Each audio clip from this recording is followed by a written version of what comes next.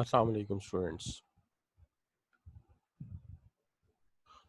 हम अपने कल के लेक्चर से अपने काम का आगाज़ करते हैं। हमारा जो काम लास्ट डे रह गया था वहीं से हम शुरू करते हैं कि हमें करना क्या है। देखिए, कल हम पेस्ट के थर्ड लास्ट या सेकंड लास्ट फैक्टर पे बात कर रहे थे और वो जो था उसका ताल्लुक था हमारे स्ट्रेटेजिक मैनेजमेंट के मैटर्स के साथ। तो स्ट्रेटजी के हवाले से हमने जो बात की थी लास्ट डे, हम इन्वायरमेंटल यानी इकोलॉजिकल फैक्टर्स पे बात कर रहे थे। और इकोलॉजिकल फैक्टर्स के अंदर मैं अभी आपको बताता हूँ कि हम कहाँ पे उस वक्त पहुँचे थे जहाँ से लेक्चर हमने ख़त्म किया था कल। तो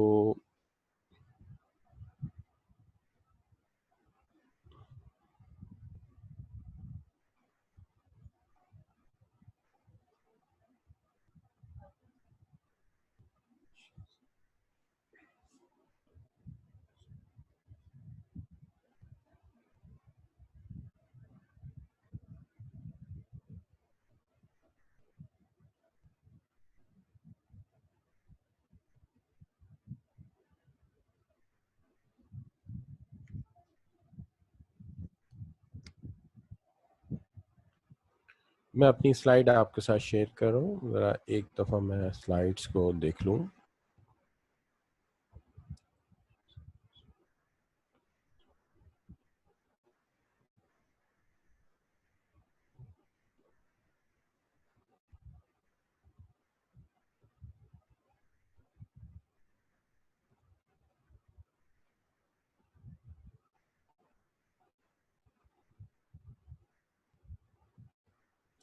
तो देखिए, हमने जो लास्ट डे बात शुरू की थी, बात यहाँ से शुरू की थी मैंने आपसे बात यहाँ से शुरू की थी कि दुनिया में आज जो है इन्वायरमेंटल इश्यूज़ को बड़ी ज़्यादा अहमियत दी जा रही है। उसकी वजह यह है कि जनरल अंडरस्टैंडिंग अबाउट इन्वायरमेंट बहुत ज़्यादा हो गई है। लोग अब इन्वायरमेंटल इश्यूज़ और पोल्यूशन वगैरह के मतलब ज़्यादा अवेयर हैं और लोग चाहते भी यही हैं कि जो ये इशू है इसको ज़्यादा एड्रेस किया जाए। देयरफॉर आज हमें ये नज़र आता है कि ज़्यादातर जो है हमारे लोग इससे जो है ओवरलुक नहीं करते। ये बात कल हमने की थी और green house and ozone layer वगैरह पे ज़्यादा केयरफुल है। हमने ये भी बात की थी कि देखिए मसला ये है कि इन्वायरमेंट में एक तरफ तो हम लोग इन्वायरमेंट को बिजनेसेस सफ़र कर रहे हैं, इन्वायरमेंट को डैमेज कर रहे हैं, लेकिन एक वक्त आएगा जब इन्वायरमेंट बिजनेस के लिए प्रॉब्लमेटिक हो जाएगी। तो this was a dangerous issue जो कि वक्त के साथ साथ बढ़ रहा है। ये हमने डिस्कस कर लिया था। इसके अंदर हमने कहा था कि रीब्रांडिंग से कोई इतना ख़ास फ़र्क नहीं पड़ेगा इन्वायरमेंट के सोल्यूशन में, या इन्वायरमेंट को रिड्यूस करने से रीब्रांडिंग से इतना असर नहीं पड़ेगा। हाँ, अगर आप रिसाइकलिंग शुरू कर दें कि रिसाइकिल मटेरियल से प्रोडक्ट बना दें, या आप रीडिज़ाइन इस तरह से करें प्रोडक्ट को कि उसके अंदर मटेरियल थोड़ा यूज़ हो, तो वेस्ट अल्टीमेटली क्या होगा, कम हो जाएगा। दूसरी तरफ अगर आप केयरफुल प्रोडक्शन प्लानिंग करेंगे, उससे भी इलेक्ट्रिसिटी का वेस्ट, बाकी चीज़ों का वेस्ट जो है वो कम हो जाएगा। तो इससे भी आपके पोल्यूशन में काफ़ी फ़र्क पड़ेगा। अच्छा, और उसके बाद माइक काफ़ी पास किया हुआ है। अब मैं एक मिनट देखता हूँ मेरी आवाज़ कैसी आ रही है आप लोगों को। अच्छा, तो देखिए, हमने ये कहा है कि इससे भी असर पड़ेगा और काफ़ी इफ़ेक्टिव रहेगी ये टेक्निक भी। तो उसके बाद तो ये टेक्निक सारी की सारी काम करेंगी आपके इन्वायरमेंटल पोल्यूशन के मसाइल को हल करने में। अब जहाँ तक सवाल है हमारे सस्टेनेबिलिटी का, तो सस्टेनेबिलिटी को हमने कहा था कि 2-3 दफ़ा पहले भी डिस्कस किया था कि इसका मकसद ये होता है कि आप वसाइल को इस तरह इस्तेमाल करें कि वसाइल ज़ाया ना हो, मटेरियल वेस्ट ना हो, बल्कि मटेरियल का बेस्ट यूज़ हो। और ये बिल्कुल आप ये कह सकते हैं कि इनको ज़ाया होने से बचाया जाए। तो ये हमने बात की थी इसके मतलब। अब जब हम बात करते हैं आपके इन इश्यूज़ पे जिनको आपने अभी आगे चल के एड्रेस करना है,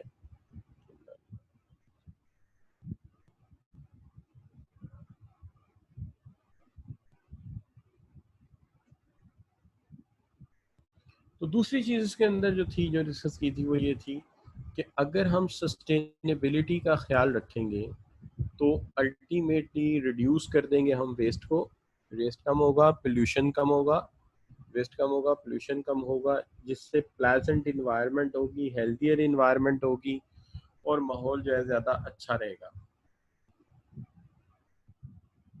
अच्छा, उसके बाद जहाँ तक ताल्लुक़ है कस्टमर्स का, जहाँ तक ताल्लुक़ है कस्टमर्स का, तो आज के दौर में वर्कर और लोकल कम्युनिटी प्रेफर करती है, तारीफ़ करती है उन कंपनीज की जो कि पोल्यूशन के मामले में ज़्यादा केयरफुल है, यानी वो पोल्यूशन वगैरह को ज़्यादा फैलने नहीं देते। दूसरी चीज़ इसके अंदर जो आ जाती है वो ये आ जाती है कि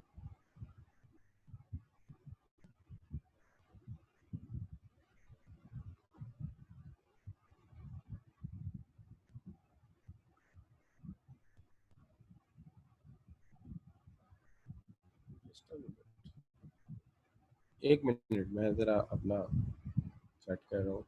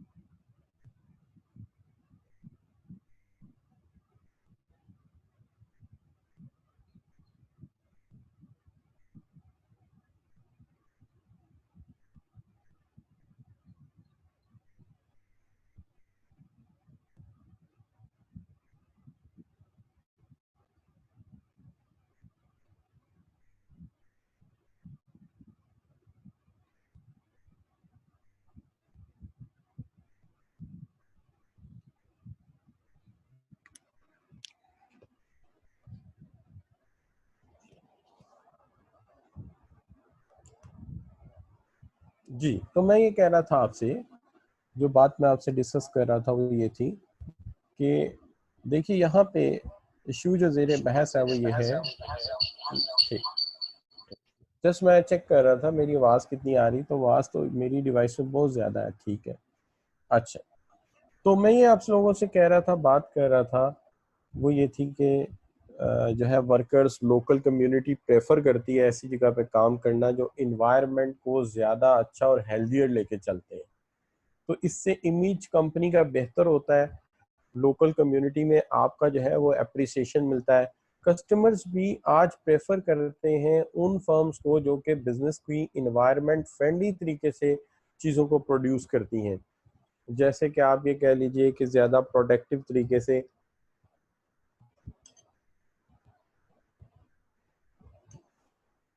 प्रोडक्शन की जाती है, जिसमें रिसाइकिल मटेरियल इस्तेमाल किए जाते हैं। कस्टमर रिसाइकिल तरीके को प्रेफर इसलिए करता है कि इस तरीके से हमारे प्रोडक्ट में भी कोई फ़र्क नहीं पड़ता और वेस्ट भी कम होता है। इसी तरह शेयर होल्डर्स भी ऐसी कंपनी के शेयर्स खरीदना पसंद करते हैं जो कि एथिकल काम करती हैं, वेस्ट को रिड्यूस करती हैं और एफिशिएंसी को बेटर इंश्योर करती हैं। इस तरह लॉन्ग टर्म में एक कॉन्फ्लिक्ट नहीं पैदा होता गवर्नमेंट और एजेंसीज और आपके बिजनेस के दरमियान।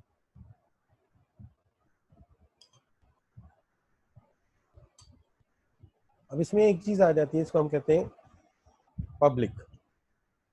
पब्लिक भी इस चीज़ को पसंद करती है कि आपके जो प्रोडक्ट है उसमें वेस्ट रिड्यूस होता चला जाए और रेन और सॉइल जो है वो एसिड से बच जाए, एसिड रेन से बच जाए और नुकसान से बच जाए।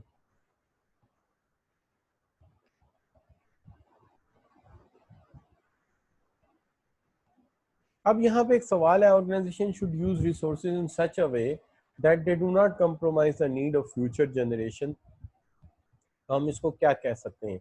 आप में से मोस्टली बच्चे इसका आंसर जानते होंगे क्योंकि काफ़ी दफ़ा पहले डिस्कस हो चुका है। तो अर्श है, नबील है, बाकी बच्चे भी कोशिश करें। आमना है, जवाद बुखारी हैं,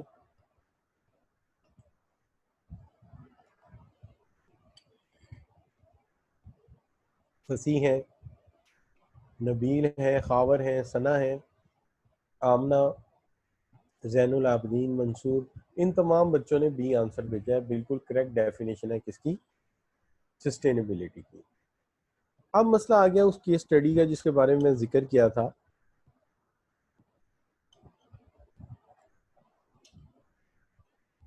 देखिए यहाँ पे एक दफ़ा शेल के अगेंस्ट बाइकआउट हो गया था, शेल फिलिंग स्टेशंस के अगेंस्ट। उसकी वजह ये थी कि इन लोगों ने कोई कंट्रोवर्शियल इन्वायरमेंटल सब्जेक्ट कंसर्न में disposal of an oil drilling platform बनाया था जिससे इन्वायरमेंटल पोल्यूशन फैला था। लिहाजा कस्टमर्स ने इनके खिलाफ एक बाइकआउट किया जिससे इनकी सेल कम हो गई। तो इनको एहसास हुआ कि जो हेल्थ है या जो इन्वायरमेंट है उसको हर सूरत प्रोटेक्ट करना ज़रूरी है। दूसरी तरफ नेस्ले को भी एक दफ़ा ये चैलेंज पेश आया है जब उन्होंने एक्सप्लॉइट किया है मार्केट को, जो प्रोसेस मिल्क रिलेटेड मामला थे उसके ऊपर। यही प्रॉब्लम नाइकी के साथ भी पेश आई है, जो गारमेंट प्रोड्यूसर्स हैं, ठीक है। और इसी तरह की एक प्रॉब्लम जो है मैकडोनल्ड्स को पेश आई है जब उन्होंने ऐसा फूड यूज़ किया जिससे ओबेसिटी यानी मोटापा और इलनेस बढ़ी लोग इसके कस्टमर्स में।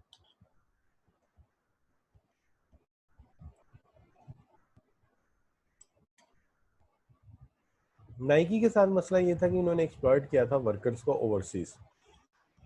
तो ये वो केस स्टडी था जो आप साथ मैंने शेयर करना था इन्वायरमेंटल इश्यूज और कंसर्न के अंदर।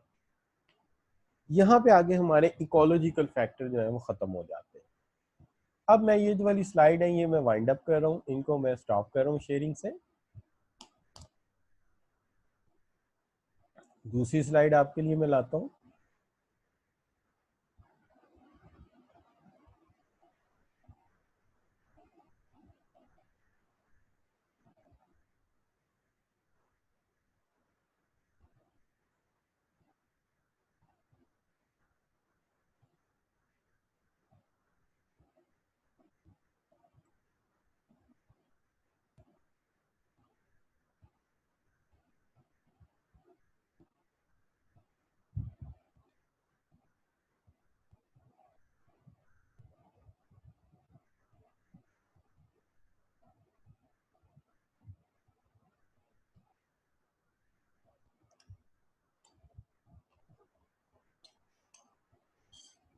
देखिए यहाँ पे जो मसला है वो क्या है कि हमें पेस्ट फैक्टर डिस्कस करने थे,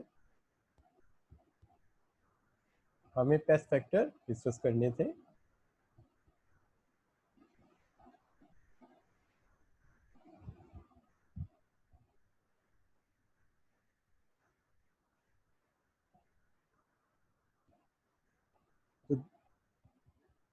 तो देखिए हमें पेस्ट फैक्टर शेयर करने थे, आपके साथ डिस्कस करने थे। पेस्ट में से आप जानते हैं पी स्टैंड करता है पॉलिटिकल के लिए, ई स्टैंड करता है इकोनॉमिक्स के लिए, एस स्टैंड करता है सोशल के लिए, टी स्टैंड करता है टेक्नोलॉजी के लिए। तो देखिए पी में मैंने पॉलिटिकल और लीगल फैक्टर कवर किए हैं। एस में मैंने demographic social and environmental cover कर दिए, जिसको आपने इकोलॉजिकल कहा है, ठीक है जी। टी में हम जो बात करेंगे वो है टेक्नोलॉजिकल फैक्टर्स। अब इसके अंदर सिर्फ टी जब मैं स्टार्ट कर लेता हूं तो मेरा पीछे एक ही फैक्टर रह जाता, वो है इकोनॉमिक फैक्टर्स। इकोनॉमिक फैक्टर्स को कैसे हमने ट्रीट करना है ये थोड़ा सा मुझे सोचना पड़ेगा, तो मैं इसके ऊपर सोच के फिर बात करूंगा कि आपको मुझे ये फास्टली कैसे रिवाइज करने हैं, इसके लिए एक छोटा सा प्लान करना पड़ेगा। अब जब आप टेक्नोलॉजिकल फैक्टर्स की बात करते हैं कि इसके अंदर हमने क्या क्या पढ़ना है, तो सबसे पहली चीज तो हमें जो पढ़नी है वो ये पढ़नी है कि इसके अंदर हमें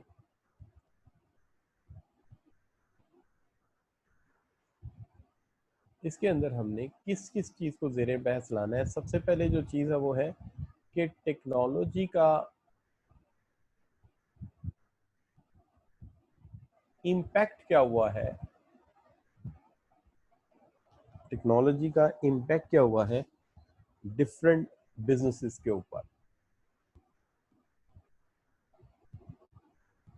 ठीक है जी, तो एक जर्नल डिस्कशन हो कि टेक्नोलॉजी ने बिजनेस को किस तरह से इम्पैक्ट किया है, बिजनेस को किस तरह से मुतासिर किया है। एक तो बात ये हो गई। दूसरी चीज ये है कि बिजनेस के अंदर जो चेंजेस आई हैं उसके अंदर एक सबसे बड़ा जो टेक्नोलॉजी ने इम्पैक्ट किया है वो किया है डी लेयरिंग का।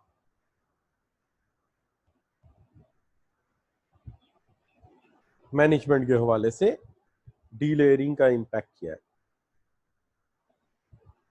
उसके अलावा जो चेंज आई है वो आई है जैसे कि डी लेयरिंग है, उसके अलावा ऑर्गेनाइजेशन स्ट्रक्चर चेंज हुआ है।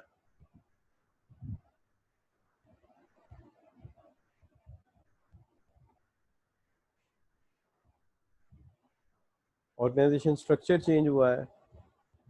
फिर एक इम्पैक्ट आया है जैसे कि टेक्नोलॉजी में मशीन ने इंसान को रिप्लेस किया है, तो वहां से एक प्रॉब्लम हुई है जिसको हम कहते हैं डाउन साइजिंग। तो डाउन साइजिंग का इम्पैक्ट आया है। फिर उसके बाद हम देखते हैं कि एक इम्पैक्ट ये आया है जिसके अंदर बिजनेस जो है अब सारा काम खुद नहीं करता, बहुत ज्यादा आउटसोर्सिंग का ट्रेंड आ गया है। आउटसोर्सिंग के बहुत सारी एक्टिविटीज, बल्कि बाज कंपनीज ने तो सारी एक्टिविटीज आउटसोर्स कर दी। इसके बाद जो हम देखते हैं कि टेक्नोलॉजी ने जो है वो बहुत ज़्यादा सोफिस्टिकेटेड डिज़ाइनिंग शुरू कर दी है, यानी टेक्नोलॉजिकल चेंज जो है प्रोडक्ट सोफिस्टिकेशन की तरफ हमें ले गया। तो अब प्रोडक्ट जो है वो ज़्यादा सोफिस्टिकेटेड है, सोफिस्टिकेशन ज़्यादा आई है प्रोडक्ट में।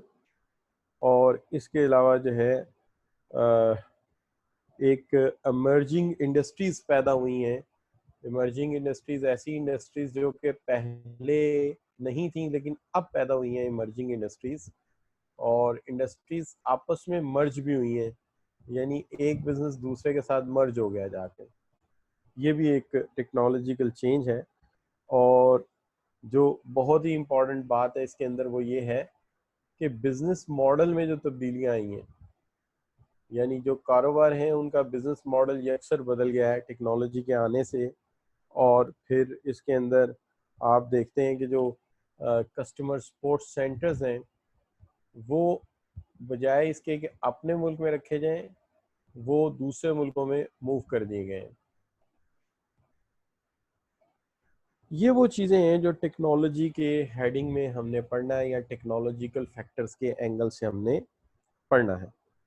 क्या क्या बिजनेस में इम्पैक्ट किया है general, delayering, sophistication in product, design and structure, organization structure में क्या चेंज आया है, downsizing, outsourcing, emerging industries and merger of business, new business models, और उसके साथ साथ कस्टमर सपोर्ट सेंटर्स।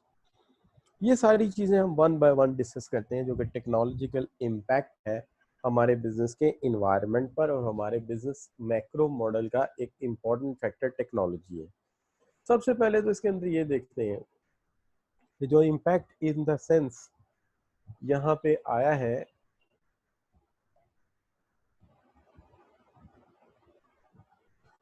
कि देखिए एक चीज़ तो हमें साफ नज़र आ रही है कि हम आज जो है कंपैरेटिवली ज़्यादा आसानी से काम कर सकते हैं कि employees are now working from their home.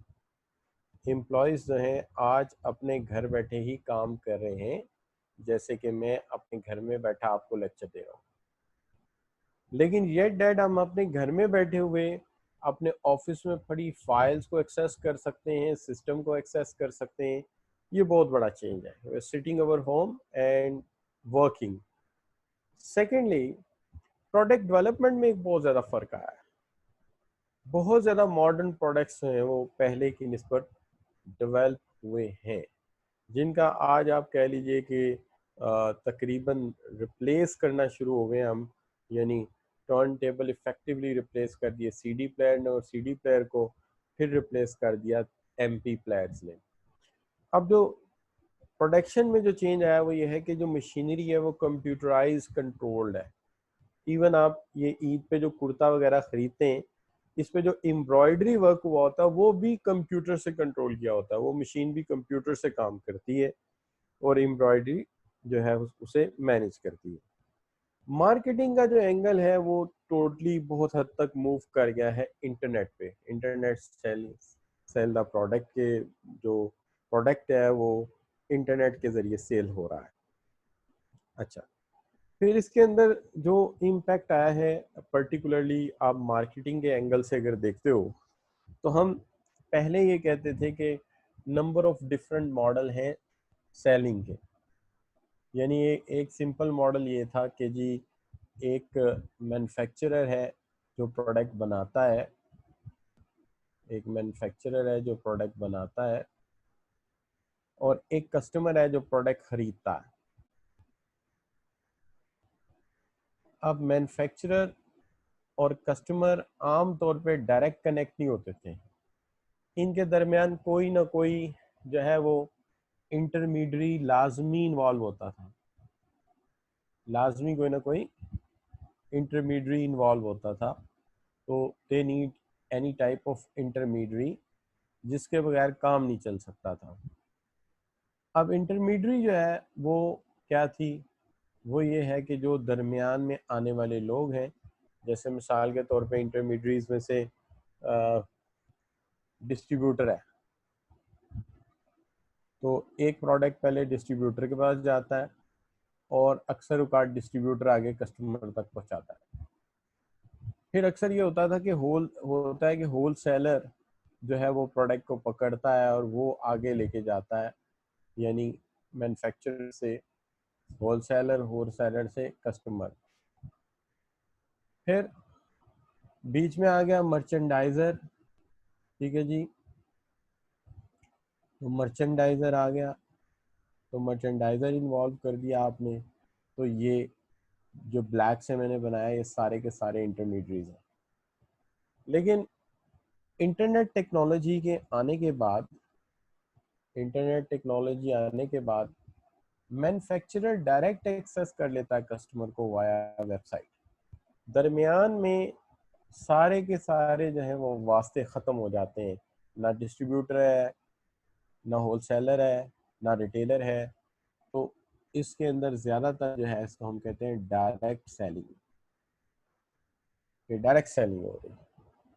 This is what the change, जो बहुत बड़ा चेंज है। उसके बाद हम देखते हैं कि जो बिजनेसेस थे या जो ऑर्गेनाइजेशंस थी, इनकी बहुत लंबी लंबी लेयर्स थी। मिसाल के तौर पे एक ऑर्गेनाइजेशन है जिसके अंदर लंबी लेयर्स हैं, कम से कम 7, 8, 9 लेवल्स हैं मैनेजमेंट के। तो वो हम इसे कहते थे टॉल ऑर्गेनाइजेशन। मैंने पढ़ाया था, आपको याद है ना, टॉल ऑर्गेनाइजेशन, ये टॉल ऑर्गेनाइजेशन थे। लेकिन हुआ ये कि सर्विस इंडस्ट्रीज जब आ गई, यानी सर्विसेज की सेल बढ़ गई, दूसरा टेक्नोलॉजी आ गई, तो इस तरह के इंस्ट्रूमेंट अवेलेबल हो गए कि एक सुपरवाइजर एक से ज्यादा सबऑर्डिनेट को टैकल कर सकता है, बल्कि स्क्रीन पे बैठ के कहीं ज्यादा सबऑर्डिनेट्स को गाइड कर सकता है, डील कर सकता है। नतीजा नतीजा ये निकला कि वही ऑर्गेनाइजेशन स्ट्रक्चर जो है वो फ्लैट हो गया। अब उसमें जो लेयर्स हैं वो पहले की निस्बत और कम हो गई, लेयर्स पहले की निस्बत और कम हो गई। इस तरह ऑर्गेनाइजेशन टॉल से फ्लैट में कन्वर्ट हो गई, टॉल से फ्लैट में कन्वर्ट हो गई। लेकिन इसके अंदर से पूरी पूरी लेयर ही गायब हो गई। यानी आप ये कह लीजिए कि पहले सुपरवाइजर था, फिर उसके ऊपर असिस्टेंट मैनेजर था, फिर मैनेजर था, फिर मैनेजर के ऊपर सीनियर मैनेजर था, फिर डिप्टी डायरेक्टर था, फिर उसके बाद डायरेक्टर थे। इस तरह करके एक लंबी लेयर थी। अब हुआ ये कि पूरी पूरी लेयर ही फारिग कर दी उन्होंने। तो आप कहते हैं कि यहाँ पे डी लेयरिंग का मतलब ये कि पूरी की पूरी लेयर ही बीच में से निकल गई तो जाहिर बात है जब आप लेयर ही बीच में से निकाल देंगे तो डी लेयर होते होते ऑर्गेनाइजेशन टॉल से जो है कन्वर्ट होके फ्लैट होगी, टॉल से कन्वर्ट होके फ्लैट होगी। अब जब टॉल से कन्वर्ट होके फ्लैट हो जाती है ऑर्गेनाइजेशन तो जाहिर बात मेक अ बिग डिफरेंस, इसके अंदर डिफरेंस आ जाता है। आपको बहुत सारे स्टाफ की एडमिनिस्ट्रेटिव कॉस्ट कम हो जाती है, एफिशिएंसी इंक्रीज हो जाती है, प्रॉफिट बढ़ जाता है। ये सारे इम्पैक्ट आते हैं इसके ऊपर, क्योंकि आपने ऑर्गेनाइजेशन को टॉल से फ्लैट में कन्वर्ट कर दिया और इसकी मिनिमल लेयर्स कर दी जितनी कम से कम हो सकती। तो ऐसी सूरत में जाहिर बात है बिजनेस पे एक बड़ा इम्पैक्ट क्रिएट होता है, जिसको हम डी लेयरिंग कहते हैं। अब नेक्स्ट आगे आ जाता है आपका मामला, वो ये है कि बहुत सारे ऐसे मामला हैं जिसमें एडमिनिस्ट्रेटिव रूल्स को रिप्लेस कर दिया है इफेक्टिव आईटी सिस्टम। मिसाल के तौर पे किसी जमाने में एक डायरी क्लर्क होता था। डायरी क्लर्क का काम ये होता था कि कोई आया है उसके कार्ड को पंच कराए, उसका टाइम इन और टाइम आउट नोट करे कि वो कब आया है कब गया है, तो उसका time in time out note करे। तो इस तरह एक पूरा अटेंडेंस सिस्टम होता था कि टाइम इन क्या है टाइम आउट क्या है, ये इसका काम होता था। लेकिन आज वो डायरी क्लर्क कहाँ पे है? कोई भी नहीं है। या तो मिनिमम छोटी ऑर्गेनाइजेशन भी है, वहां पे जो है आपका थंब एक्सप्रेशन लग जाता है। जब आप आए तो थंब एक्सप्रेशन देके अटेंडेंस लगा दें और जब जाने लगे तो टाइम आउट करने के लिए फिर थंब एक्सप्रेशन लगा दें। तो एक तो ये तरीकाकार है। दूसरा तरीकाकार जो है वो ये रखा गया है कि थंब एक्सप्रेशन की बजाय ये भी ना किया जाए, कैमरा लगा हुआ है और उसके अंदर ग्राफिक्स सॉफ्टवेयर अवेलेबल है, वो ग्राफिक्स सॉफ्टवेयर देख लेगा कि ये हमारा एम्प्लॉय है या कस्टमर है। अगर आप एम्प्लॉय हैं तो जाहिर है आपका वो पिक्चर वहां से वो मैच करेगा और आपके आने का टाइम गेट से नोट कर लेगा, और आप जाने लगेंगे तो फिर अपोजिट साइड का कैमरा बता देगा, टाइम आउट हो जाएगा, तो आपने कुछ भी नहीं करना, आएंगे और जाएंगे और वो नोट कर लेगा। और फिर सिस्टम ये भी देखता रहेगा कि अगर आप लेट आ रहे हैं तो सिस्टम खुद ही आपके लिए एक वार्निंग ईमेल इशू कर देगा और इसकी रिपोर्ट एचआर को दे देगा कि फलां बंदा लेट आ रहा था, हमने उसे ईमेल सेंड कर दी। हो सकता है फाइनल वार्निंग तक भी सिस्टम ही हैंडल करता रहे और रिपोर्ट करता रहे मैनेजमेंट को कि ये बंदा लेट हो रहा है, लेकिन फाइनल सिर्फ जो है वो शायद ऑर्डर के लिए मैसेज भेज दें क्या ये बंदा टर्मिनेट करना है कि रखना है। तो एक चीज है। उसके बाद आप देखते हैं कि प्रोडक्शन रूल्स बहुत ज्यादा चेंज हुए हैं, प्रोडक्शन में बहुत ज्यादा ऑटोमेशन आई है और रोबोट्स जो है वो इस्तेमाल होने शुरू हो गए हैं प्रोडक्शन में, यानी रोबोटिक्स इन्वॉल्व होगी बकायदा प्रोडक्शन में। इसके अंदर जो मेरी लास्ट इंफॉर्मेशन है जो कि बहुत ज़्यादा अपडेटेड नहीं है, उसके अंदर ये है कि जो अमेरिका है, तो अमेरिका में इस वक्त 1000 वर्कर्स पे 52 रोबोट्स हैं। अब चाइना इस मामले में चंद साल पहले पीछे था, तो उन्होंने तय किया था कि नहीं ये चीज़ जो है चूँकि उन्हें ज़्यादा टेक्नो स्ट्रक्चर में पॉपुलर बनाती है, उन्होंने कहा नहीं हम इससे आगे जाएंगे। तो इस वक्त सूरत हाल ये है कि चाइना में जो है वो 1000 वर्कर्स पे 72 रोबोट्स काम कर रहे हैं। तो रोबोट्स का काम करना जो होता है वो आप जानते हैं कि इंसान जब गाड़ी पेंट करता है तो भूल जाता है कि पहले पेंट मैं किस जगह कर गया था, लेकिन रोबोट को नहीं भूलता, वो एक जगह जहाँ पेंट कर जाता है उसे याद रहता है, वो ज्यादा स्मूथ पेंट करता है। आज जितनी गाड़ियां मैन्युफैक्चर होती हैं सबका पेंट रोबोट्स के जरिए किया जाता है, क्योंकि रोबोट सस्ते भी हैं और काम करने में ज्यादा एफिशिएंट भी हैं और उनके काम में इस तरह की जो ह्यूमन एरर है उसके चांसेस कम हो जाते हैं। अब इससे हमारा जो मैनेजमेंट का बोर्ड स्ट्रक्चर है वो चेंज हो गया है। किसी जमाने में एक फाइनेंस डायरेक्टर होते थे और इंफॉर्मेशन उनके अंडर होती थी, क्योंकि समझा ये जाता था कि फाइनेंस वालों को इंफॉर्मेशन कंट्रोल ज्यादा करनी है, तो जो MIS मैनेजर होता था वो डायरेक्टर फाइनेंस के अंडर होता था। लेकिन आज ऐसा नहीं है। आज जो है वो इंफॉर्मेशन सिस्टम से रिलेटेड एक डायरेक्टर बैठा होता है आपकी बोर्ड में, जिसको हम कहते हैं डायरेक्टर इन इंफॉर्मेशन सिस्टम्स, लाजमी शामिल करते हैं। और अक्सर औकात ये होता है कि हाईटेक के लिए एक डायरेक्टर जो है वो और कोई आईटी एक्सपर्ट भी एक आधा नॉन एग्जीक्यूटिव भी रख लेते हैं, लेकिन आने वाले दौर में नज़र आ रहा है कि एक डायरेक्टर और ऐड करना पड़ेगा जो इंजीनियरिंग का हो, और डायरेक्टर रोबोटिक्स होगा। क्योंकि रोबोटिक्स का डायरेक्टर इसलिए होना ज़रूरी है कि 72 में से 72 मजदूर उसके हैं, तो रोबोटिक्स एक्सपर्ट बोर्ड में बैठना ज़रूरी है कि कहाँ कहाँ पे इनकी ज़रूरत है। इस तरह जैसे जैसे आगे चल रहे हैं तो हमारी मैनेजमेंट में आईटी, रोबोटिक्स और इस तरह के लोग जो है वो ऐड होते चले जाएंगे, चूंकि उनसे इनपुट रिक्वायर्ड होगी हर स्ट्रेटेजिक डिसीजन के अंदर। जितने भी आप स्ट्रेटेजिक डिसीजन करेंगे उसके अंदर इनकी इनपुट और राय ज़रूरी होगी। इससे आने वाले दौर में इनकी पोजीशन और ज़्यादा आ जाएगी इसके अंदर।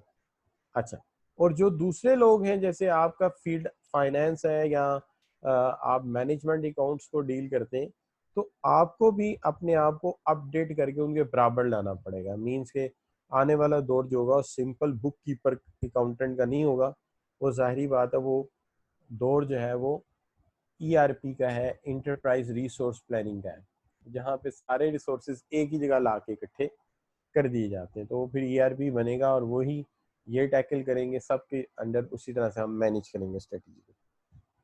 अब इसके अंदर एक चीज़ ये भी है कि अगर आप देखिए तो हमारा जो इंटरनल और एक्सटर्नल कम्युनिकेशन है उसके अंदर बहुत ज़्यादा रोल जो है वो आ गया है, जिसको हम कहते हैं ICT, information communication technology. Information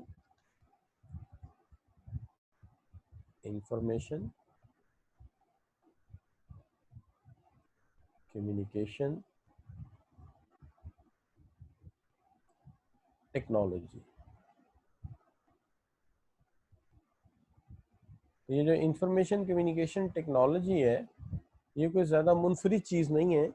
वही जो आईटी है जब उसको कम्युनिकेशन में इस्तेमाल करते हो आप, तो हम इसको आईसीटी का नाम दे देते हैं, इंफॉर्मेशन कम्युनिकेशन टेक्नोलॉजी।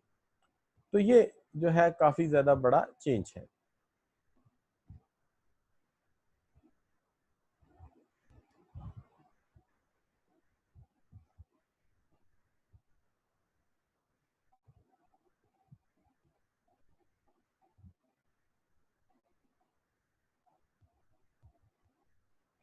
आगे चलते हैं तो इम्पैक्ट ऑन ऑर्गेनाइजेशन स्ट्रक्चर देखते हैं कि इसका इम्पैक्ट जो ऑर्गेनाइजेशन स्ट्रक्चर पे क्या है। तो देखिए ऑर्गेनाइजेशन स्ट्रक्चर पे इसका जो इम्पैक्ट है वो एक तो आपको ये नजर आएगा, ये मैं लेटर ऑन देखता हूँ सारे का सारा मामला, इसको पहले देख लेते हैं कि देखिए, बल्कि सॉरी स्ट्रक्चर के हवाले से तो ये सारी बहस हो गई ना जी। बात करते हैं इस पे, जो ये हो गया इसको मैं डन कर देता हूँ। ये बात करते हैं impact of technology and down sizing.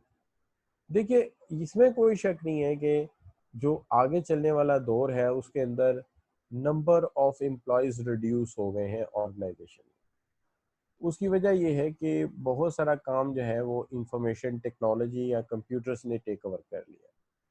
लेकिन ये डाउन साइजिंग का ज़्यादा फीचर जो हमें नज़र आता है वो 90s और 80s के अंदर ज़्यादा है, जहाँ पे स्मॉल और लार्ज जो ऑर्गेनाइजेशन है वो फ्लैटर हुई हैं, और बहुत ज़्यादा जो है वो आप कह सकते हैं कि डाउन साइजिंग हुई है, यानी मजदूरों की तादाद प्रोडक्शन प्रोसेस में कम कर दी गई। अब यहाँ पे अक्सर बच्चे कहते हैं कि इसमें कोई एतराज़ नहीं है कि वर्कर्स की तादाद जो है वो कम हुई है, क्योंकि इसमें रोल ये है कि फिटर्स जो हैं वो ज़्यादा सरवाइव कर रहे हैं।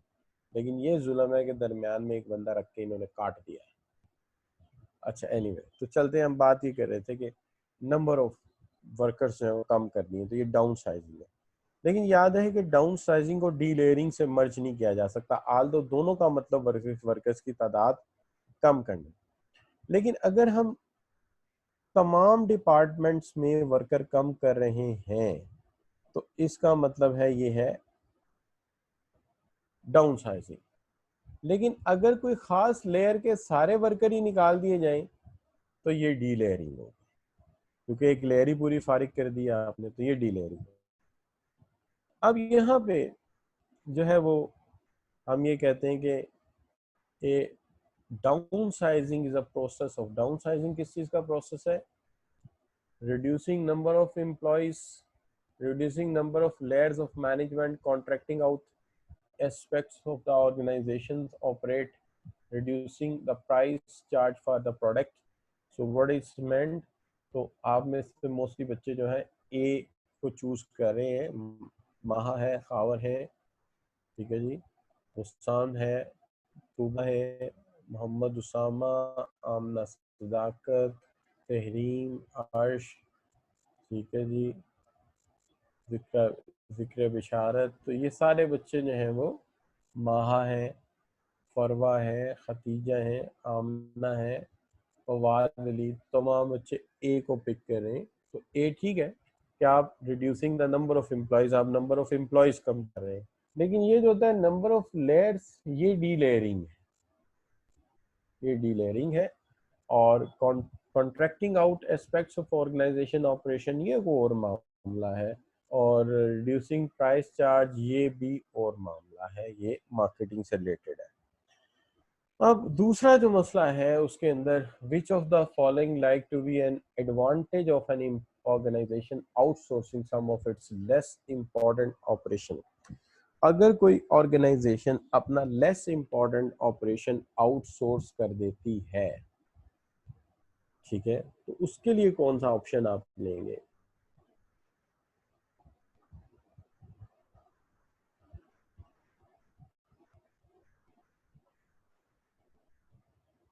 तो कुछ बच्चे आंसर दे रहे हैं मुझे, जिसमें फरवा है, सी पिक किया है, वलीद बेग ने सी किया है, मंसूर अंसारी ने, आमना जफ़र ने सी पिक किया है। उसके बाद खतीजा है, सना जावेद हैं, इन बच्चों ने, तहरीम है, सी पिक किया है। देखते हैं सी क्यों पिक किया है। कहते हैं increase the level of skills. जब आप आउटसोर्स करें तो स्किल्स इंक्रीज कैसे होंगी? स्किल्स तो डिक्रीज हो जाएंगी आपकी उस पर्टिकुलर फील्ड में, लिहाजा ये गलत है। जो चीज़ हम आउटसोर्स कर देंगे, दूसरों को कहेंगे करने के लिए, उसमें हमारी स्किल्स तो नहीं बढ़ेंगी, दूसरों की स्किल्स बढ़ेंगी। दूसरी बात है increase workload for director. Workload बढ़ेगा नहीं, बल्कि वर्कलोड तो कम हो जाएगा, चूंकि काम ही दूसरों को दे दिया आपने। और फिर आप कह रहे हैं increase control over outsource function, नहीं, कंट्रोल तो बल्कि कम हो जाएगा चूंकि आपने दूसरे को दे दिया। ये बात ठीक है। Increase time for management to focus on core operation, कि कोर ऑपरेशन पर फोकस करने के लिए वक्त जो है वो काफी ज्यादा मैनेजमेंट को मिल जाएगा, कि जो लेस इंपॉर्टेंट काम है वो दूसरे को दे दिया, तो फिर अल्टीमेटली जो ज्यादा इंपॉर्टेंट काम है उसके लिए आप वक्त बचा सकते हैं।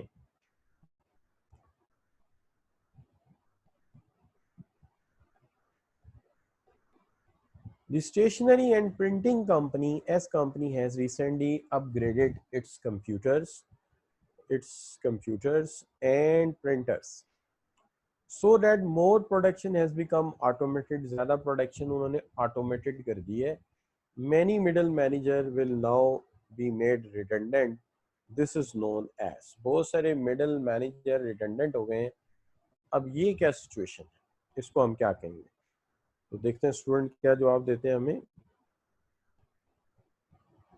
तो जवाब जो आमना सदाकत का है, उसामा का है, फरवा का है, खतीजा का, तमाम बच्चे बी ऑप्शन पिक करते जा रहे हैं। पावर, मंसूर अंसारी, उसामा, फरवा अकरम, माहा, कौनैन, निदा, सना, जैनुल आबदीन, आमना जफ़र, फवाद अली, तहरीम, तूबा मजीद और फवाद अली, सॉरी। तो ये तमाम बच्चे जो हैं ये इसको कह रहे हैं कि ये डी लेयरिंग है। असल में कहानी है कि आपका ये मैनेजेरियल स्ट्रक्चर है। इस मैनेजेरियल स्ट्रक्चर में आपने पर्टिकुलरली एक मिडल लेवल के मैनेजर जो हैं, मिडल मैनेजर्स, उनको आपने निकाल दिया और बहुत सारों को निकाल दिया। इसका मतलब है आपने ये लेयर ही खत्म कर दी है, इसलिए ये डी लेयर है। अगर हम कहते हैं मिडल मैनेजर की बजाय कहते हैं मैनी वर्कर्स, मैनी वर्कर्स, अगर मैनी वर्कर्स कहते तो फिर ये डाउन साइजिंग होती, लेकिन हमने ये नहीं कहा, हमने कहा मिडल मैनेजर्स, तो मिडल लेवल कट ऑफ कर दिया। तो मिडल लेवल कट ऑफ आपने किया है, तो उससे आपकी ऑर्गेनाइजेशन अगर लॉजिकली देखा जाए तो अब ज्यादा फ्लैट हो जाएगी, यानी उसमें से मिडल मैनेजर निकल जाएंगे, ये फ्लैट हो जाएगी, इसलिए डी लेयरिंग है। आउटसोर्सिंग तो इसका ताल्लुक ही कोई नहीं है, हमने कहीं कहा ही नहीं कि हम काम किसी और को दे रहे हैं, और डिग्रेडिंग का भी ऐसा कोई इशू हमने छेड़ा ही नहीं। अब आगे आ जाता है आपका, three of the following strategies are closely related which is the exception. इसमें से तीन ऐसे हैं जिनका ताल्लुक एक दूसरे के साथ बड़ा गहरा है, लेकिन एक मुख्तलिफ है, तो सोचना पड़ेगा कि मुख्तलिफ कौन से वाला है।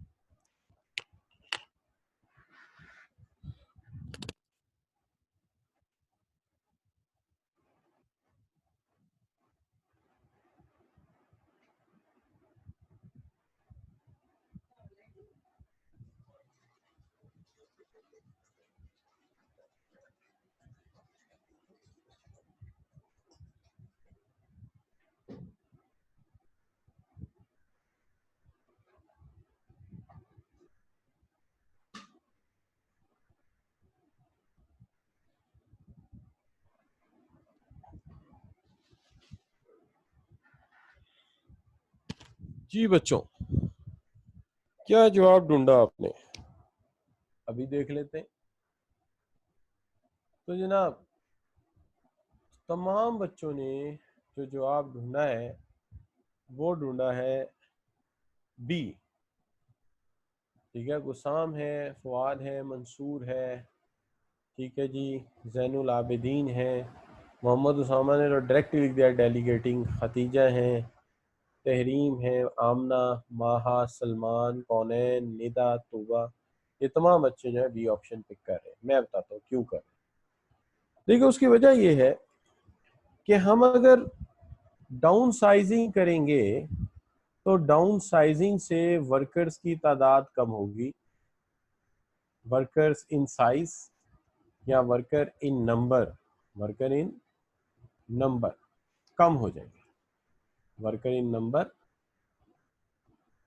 कम हो जाएंगे। इसी तरह अगर डी लेयरिंग करेंगे तब भी वर्कर की कुछ वर्कर निकाले जाएंगे, वर्कर इन नंबर कम होंगे, और आउटसोर्सिंग करेंगे तब भी ऐसे ही होगा, काम किसी और को दे देंगे, अपने वर्कर फारिग हो जाएंगे। इसमें सिर्फ एक टर्म डिफरेंट है और वो है डेलीगेटिंग। डेलीगेटिंग का मतलब ये है कि सीनियर अपनी अथॉरिटी का कुछ हिस्सा अपने जूनियर को एलोकेट करता है डिसीजन मेकिंग में। तो यहाँ इसका ऐसा कोई ताल्लुक नहीं बनता, चूंकि ये बिल्कुल मुख्तलिफ चीज है।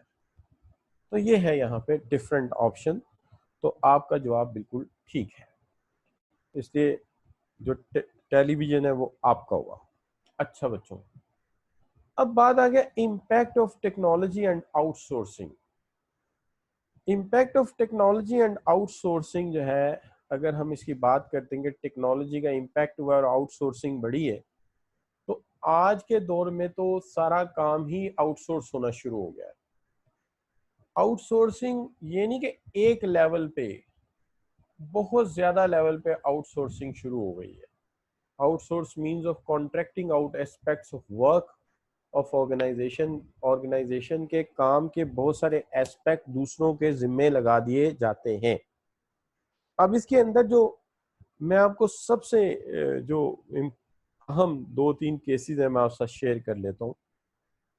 एक मैंने केस जो है वो देखा पर्टिकुलरली डेल का, डेल कंप्यूटर्स।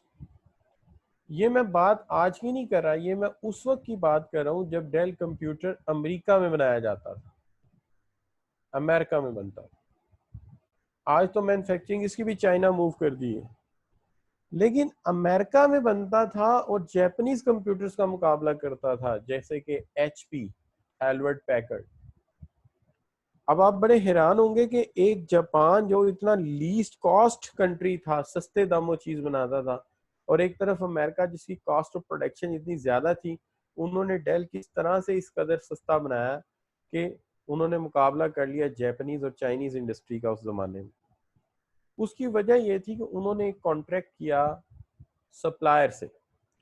उन्होंने कहा जी आज के बाद वेयर हाउस हम नहीं बनाएंगे, नो वेयर हाउस, हमारे पास कोई स्टॉक रूम नहीं होगा, क्योंकि हम स्टॉक रखेंगे तो स्टॉक के लिए कमरे बनाने पड़ेंगे, गुडून बनाने पड़ेंगे, लिहाजा कोई स्टॉक नहीं रखेंगे, जीरो स्टॉक, स्टॉक कोई नहीं होगा हमारा।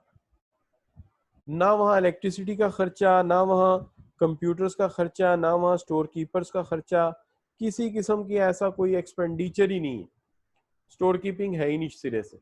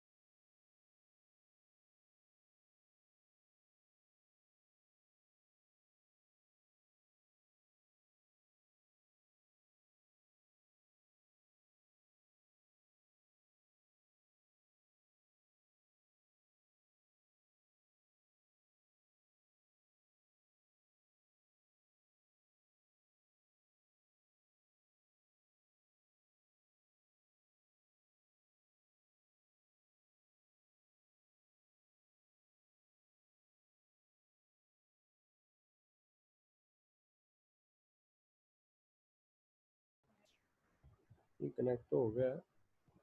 मसला ये हो जाता है कि वो जो होस्ट है ना वो डिसेबल कर देता है मेरी स्क्रीन शेयरिंग, और फिर होस्ट को कॉल करें तो फिर ही हो सकता है। होस्ट को कॉल करना कौन सा आसान काम। नहीं वो तो चलो ठीक है, जो भी है रख लिया चले, लेकिन मसला ये आ रहा है कि वो उनको उनमें से कोई बंदा अवेलेबल नहीं है जो मुझे कनेक्ट करेगा। वो मिला के एक्चुअली चले जाते हैं। हाँ हो गया कनेक्ट, ठीक है जी। स्टूडेंट्स थोड़ी देर के लिए मेरा नेट डिस्कनेक्ट हो गया था और उसकी वजह से मैं ज़रा आपके मंजर से गायब हो गया था, लेकिन कभी कभी ऐसा होता है। लेकिन आपने जाना नहीं, उसकी वजह यह कि मेरे पास मुतबादिल इंटरनेट अरेंज होता है हर वक्त। अच्छा, तो डबल कनेक्शन रखा हुआ मैंने, लेकिन अभी तक कोई ऐसा निज़ाम नहीं वाज़ा हुआ कि जिससे double connection at a time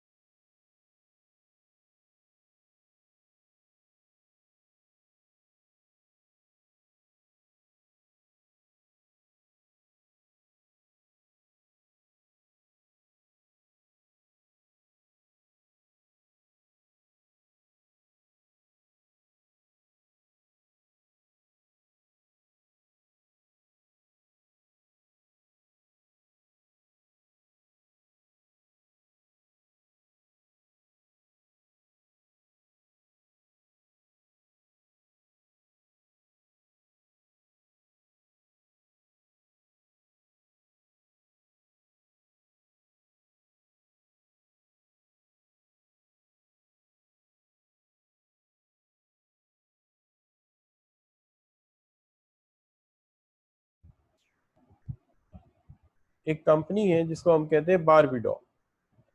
Barbie doll जो है एक कंपनी है जो कि डॉल बनाते हैं, और ये डॉल जो है ये दुबई में बहुत ज़्यादा सेल होती है, इसकी मेन सेल जो है दुबई में है। अब होता ये है कि हम जो है देखते हैं कि इसकी जो मैन्युफैक्चरिंग है वो सारी की सारी होती है चाइना में और जापान में। यानी इसके सबसे महंगे बाल हैं वो जापान में बनते हैं। उसके बाद इसके कपड़े जो चमकीले होते हैं, तो आप देखिए कि $1 के इसके बाल हैं, बिल्कुल ओरिजिनल लाइक होते हैं। उसके बाद इसका कपड़ा है जो 0.75 सेंट का बनता है इसके कपड़े, और ऐसे कपड़े पहनाते हैं जो अंधेरे में चमकते हैं। इसके बहुत पसंद करती छोटी बच्चियां इसको। और 25 सेंट का जो है इसका वो एम्बॉडीमेंट है जो बनता है शंघाई चाइना में, और शंघाई क्रीपिंग। तो ये टोटल $2 में तैयार हो जाती है, और इसका $1 इसकी वर्ल्ड वाइड मार्केटिंग पे लगा देते हैं, जिसके अंदर इसके कार्टून भी क्रिएट होते हैं, करेक्टर भी क्रिएट होते हैं, और इसको जनाब जो है बेचा जाता है मार्केट में। तो आप ये कह सकते हैं कि इंतहाई ट्रिमेंडस सेल है। और इसकी जो कंपनी है वो एग्जिस्ट करती है अमेरिका में, और इसका ऑफिस कहते हैं बहुत छोटा है। यानी एग्जैक्ट साइज तो मुझे नहीं पता, लेकिन कहते हैं सिर्फ 1 या 2 रूम्स पे मुश्तमिल है, और कंपनी का प्रॉफिट बहुत ज्यादा है। अब यहाँ से आप अंदाजा लगा सकते हैं कि किस कदर सक्सेसफुल सेल वो अचीव कर रहे हैं, किस कदर कामयाब उनकी जो है ये एक्टिविटी है, और उनकी सक्सेस का अंदाजा आप लगा सकते हैं कितना ज्यादा है। अब इस बात से हम ये गेस कर सकते हैं कि आज का जो वर्ल्ड ऑफ बिजनेस है वो किस कदर चेंज हो गया है। अब इसके बाद जब ये स्ट्रेटेजी डेल ने अपनाई, बारबी डॉल के केस में आई, तो जाहिर है बिजनेस स्ट्रेटेजी तो दुनिया भर में फैल जाती है। फिर वही स्ट्रेटेजी जो है वो पकड़ ली टोयोटा कार मैन्युफैक्चरर ने। तो टोयोटा कार मैन्युफैक्चरर भी अब जस्ट इन टाइम बाइंग करते हैं, बल्कि आप जो है इनकी जो कार कंपनीज हैं उनको अगर आप देखते हो तो जरा गौर कीजिएगा कि ना सिर्फ ये कि अब इन्होंने एक तरीका का आउटसोर्सिंग का कर लिया है। अब आप कोई जापानीज गाड़ी उठा के देखें, जितनी जापानीज गाड़ियां हैं उनकी बैटरी वो कभी खुद नहीं बनाते। उनकी बैटरी वो कभी खुद नहीं बनाते। उनकी बैटरी जो है वो आम तौर पे एजीएस की लगी होती है, एफबी की लगी होती है, एक्साइड की लगी होती है। पाकिस्तान में बनाते हैं तो टायर जनरल के लगे होते हैं। एसी डायकिन का या सेंडन का होता है। क्लच प्लेट जो है वो डायकिन कंपनी प्रोवाइड करती है। अच्छा, कोई चीज आप लेते जाए आप हैरान होते जाएंगे, यार ये चीज फलां जगह से आई है, ये चीज फलां जगह से आई है। लाइट्स अब मलेशिया में बनती हैं इनकी। तो कहने का मतलब इज ह्यूज वर्क जो दुनिया सारी में फैला हुआ है। तो सारा काम कोई भी अब खुद इन हाउस नहीं करता, बल्कि सारे के सारे काम जो है वो डिफरेंट सोर्सेज से कराए जाते हैं, एक जगह से नहीं कराए जाते, मल्टीपल डिफरेंट डायरेक्शन से कराए जाते हैं। अब ये जो मसला है अगर आप इसको देखते हैं तो आपको अंदाजा हो जाता है कि वर्ल्ड ऑफ बिजनेस किस कदर ज्यादा चेंज हो गया है, दुनिया बिजनेस में कितनी ज्यादा तब्दीलियां आ गई। तो अब वो जो हमारा रवायती कारोबारी निज़ाम था वो उस तरह प्रिवेल नहीं करता जिस तरह से कि पहले किसी ज़माने में हम देखते थे कि जी एक आपने तय कर लिया कि जनाब हमने ये प्रोडक्शन करनी है, तो प्रोडक्शन शुरू हो गई, या जो भी मामलात है वो हर चीज़ खुद बनानी है। उसके मड गार्ड से लेके उसके जनाब जो है वो एक स्क्रू तक आपने खुद ही बनाना है। तो अब वो नहीं है। अब सप्लायर को कहा जाता है कि आप रिव्यू करें हमारा प्रोडक्शन सिस्टम, स्टॉक रिकॉर्ड, और उसके मुताबिक कारोबार करें। अब देखिए इसमें बड़ी मजेदारी की बात यह है कि हम कभी किसी जमाने में कहा जाता था कि अपनी इंफॉर्मेशन शेयर ही नहीं करनी किसी के साथ। यानी किताबों में ये लिखा होता था कि ऑडिटर, हमारा ऑडिटिंग में सबसे बड़ा हमें नुकसान ये है कि हमें अपनी इंफॉर्मेशन किसी दूसरे के साथ शेयर करनी पड़ती है, ये किताबों में लिखा होता है। और आज इस कदर ज्यादा बिजनेस कंडीशन बदल गए हैं कि आपका जो डेटाबेस है मेन, या आपका जो इंफॉर्मेशन सिस्टम है पूरे का पूरा, उसको लिंक किया जाता है दो साइड से। एक तरफ डिस्ट्रीब्यूटर के साथ या कस्टमर के साथ, और दूसरी तरफ लिंक किया जाता है सप्लायर के साथ, और सप्लायर को कहा जाता है कि लो जी आप हमारे सिस्टम में देखते रहो, जो चीज शॉर्ट हो रही है वो खुद प्रोवाइड करो हमें। और डिस्ट्रीब्यूटर को कहते हैं कि तुम ऑर्डर इसी कंप्यूटर पे हमें देते रहो हमारे नेटवर्क के अंदर। और अंदर जो है वो एक इंफॉर्मेशन सिस्टम या रिसोर्स प्लानिंग सॉफ्टवेयर लगा होता है। वो रिसोर्स प्लानिंग सॉफ्टवेयर इस तरह से काम करता है कि अगर गाड़ियों का ऑर्डर ज्यादा आ गया तो उसने खुद ही मशीनों की टाइमिंग बढ़ा देनी है और वर्कर की स्केजुलिंग बढ़ा देनी है।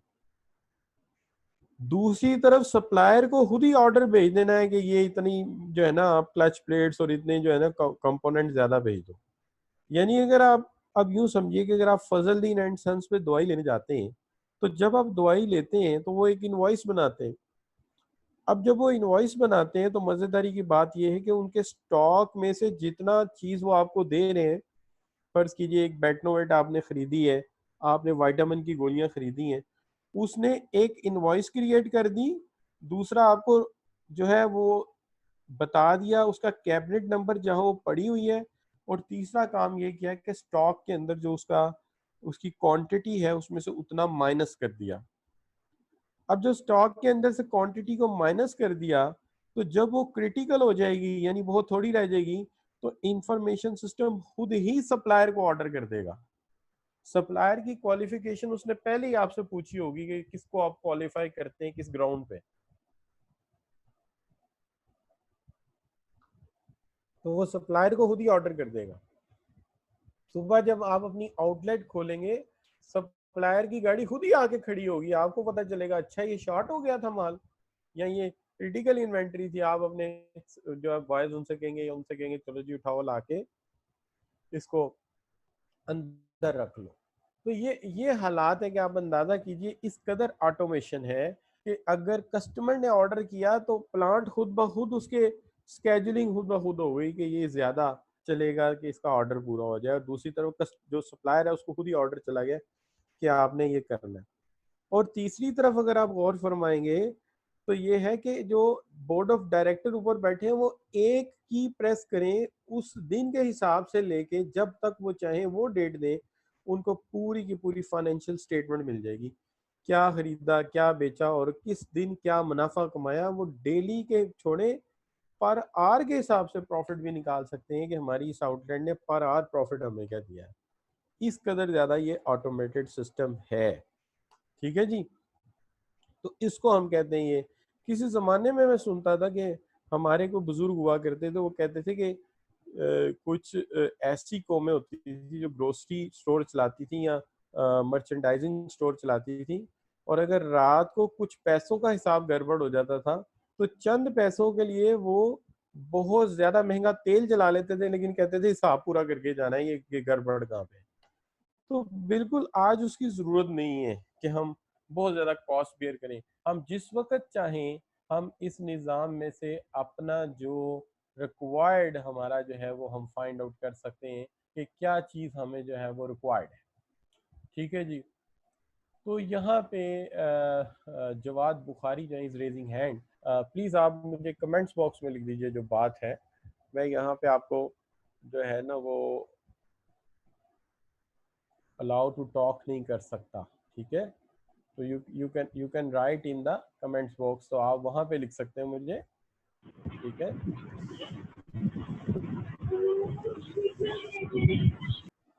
देखिए जवाद आपकी बात बहुत अच्छी है, आपने सवाल बहुत अच्छा पूछा है, मैं सवाल सबको बताना चाहूंगा आपका। देखिए जो जवाद का सवाल है वो ये है, मैं पढ़ के सुनाता हूँ आपको। सवाल ये, so for now for what purpose they required accountant, फिर अकाउंटेंट की आज जरूरत क्या है। देखिए बात यह है कि आप मुझे ये बताइए कि ये जो इंफॉर्मेशन सिस्टम है इंटरप्राइज रिसोर्स प्लानर्स, क्या ये आईटी के लोग कर सकते हैं? एक मिनट के लिए सोचिए, मुझे एक अकाउंटिंग इंफॉर्मेशन सिस्टम बनाना है, क्या मुझे बीएस अकाउंटिंग लेना, आईटी या बीएस सॉफ्टवेयर इंजीनियर लेना पड़ेगा? अगर आप ये कहते हैं तो फिर तो आपकी बात ठीक है, फिर अकाउंटेंट की जरूरत नहीं। नहीं, मुझे ऐसा आईटी एक्सपर्ट लेना पड़ेगा जिसको क्या आती है, अकाउंटिंग आती है। ठीक है जी, जिसको अकाउंटिंग आती है। चूंकि मुझे सॉफ्टवेयर आने वाला दौर ये नहीं होगा कि जो आईटी और सॉफ्टवेयर के लोग हैं वो डिमांड किए जाएंगे सॉफ्टवेयर बनाने के लिए। जो आज का दौर है, आज अकाउंटिंग के सॉफ्टवेयर के लिए अकाउंटेंट चाहिए, मैनेजमेंट के सॉफ्टवेयर के लिए मैनेजमेंट के लोग चाहिए। तो या तो आईटी वाला अकाउंटेंसी सीखे या अकाउंटेंसी वाले आईटी सीखें, ये है बात। तो लिहाजा आप जरा अब देखिएगा कि बहुत सारे, मतलब मिसाल के तौर पे फॉर्गूसन का नाम सुना होगा, पीडब्ल्यूसी कंपनी। आपको पता है इसके अंदर अकाउंटेंट्स किस पर्पस के लिए ज्यादा हायर किए जा रहे हैं आज? मार्केटिंग रिसर्च के लिए, और हायर किए जा रहे हैं सॉफ्टवेयर डेवलपमेंट के लिए वहां। और उसके अंदर वो पर्टिकुलरली इन्हें क्या कहते हैं, वो कहते हैं आपने हमें सिस्टम एनालिसिस एंड डिजाइन बना के देना है। सिस्टम एनालिसिस एंड डिजाइन बना के देना आपने, यानी आप डिजाइन बना के दोगे तो सॉफ्टवेयर की कोडिंग शुरू होगी। तो आज अकाउंटेंट की जो जरूरत है वो इसलिए है कि सिस्टम को एनालिसिस करके देना कि परचेज का सिस्टम क्या है, सेल्स का सिस्टम क्या है, जो है वो ट्रांजैक्शन रिकॉर्डिंग का सिस्टम क्या है। तो इन सब के प्रोसीजर लिख कर दे। तो जब इन सब के प्रोसीजर लिख के देंगे तो आईटी एक्सपर्ट तो जो है, मैं वर्ड बुरे यूज कर रहा हूँ, करने नहीं चाहिए। आईटी एक्सपर्ट तो एक पढ़ा लिखा टाइपिस्ट बन के रह गया, यानी IT expert is a literate typist.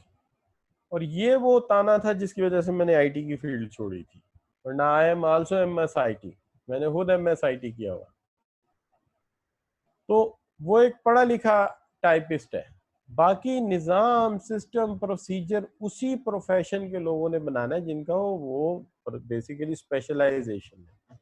लेकिन फिर भी आपका सवाल इस कदर अहम था, इस कदर इम्पोर्टेंट था, जिसने मेरे लेक्चर को वो क्या कहते हैं 4 चांद लगा दिए कि यानी जो बात कहनी चाहिए वो कम से कम सबको क्लियर हो गई कि फिर अकाउंटेंट की ज़रूरत क्या है। तो अकाउंटेंट की ज़रूरत है हमें सिस्टम को डिज़ाइन करने के लिए, सिस्टम को रिफाइन करने के लिए, सिस्टम के डिज़ाइन के लिए, और उसके पूरे का पूरा एल्गोरिदम लिख के देने के लिए।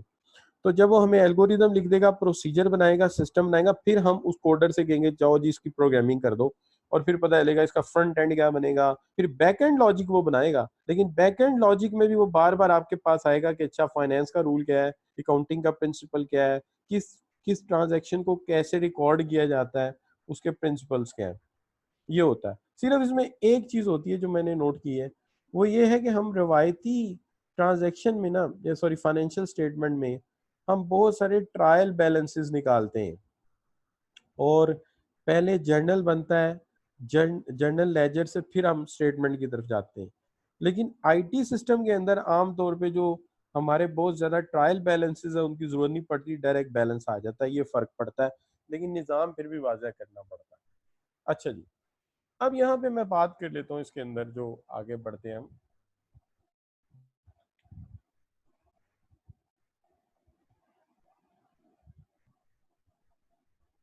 हाँ, ये आप कह सकते हैं कि ये बड़ी अच्छी बात आपने की कि एक दफ़ा अगर निज़ाम बन गया तो फिर अकाउंटेंट का क्या रोल होगा।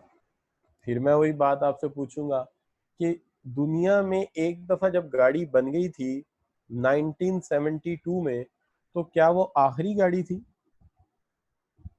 1972 में टोयोटा की एक सक्सेसफुल गाड़ी बनी थी जिसने टोयोटा का नाम पूरी दुनिया में उठा के मशहूर कर दिया। अब आप मुझे बताइए कि 1972 से लेके अब तक कितने मॉडल आ चुके हैं। तो जहां पे भी चेंज आएगा वहां दोबारा जरूरत पड़ेगी।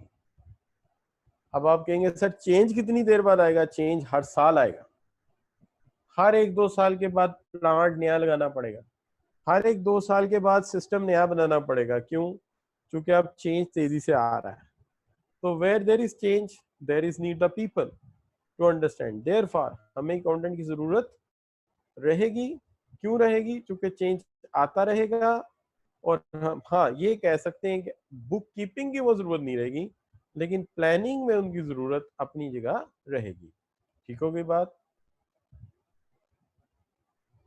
बिल्कुल, you need to know the research, और वो आप वक्त के साथ साथ जिस फील्ड में जाएंगे उसके हिसाब से पढ़ेंगे। यानी अगर आप मुझे आज कहें ना कि हम आपको आपके इस कोर्स में रिसर्च पढ़ा दें, तो आगे चल के एक आधा रिसर्च का कोर्स जरूर आएगा या उसके एस्पेक्ट्स आ जाएंगे, लेकिन हर फील्ड में जब वहाँ आप जाएंगे वहाँ रिसर्च का तरीकाकार अलहदा होगा। जैसे आप यूँ कह लीजिए, यहाँ मैं समझाने के लिए सिर्फ कह देता हूँ, आईटी की रिसर्च टेक्निक अपनी है, अकाउंटिंग की अपनी है, मार्केटिंग की अपनी है, इकोनॉमिक्स की अपनी है।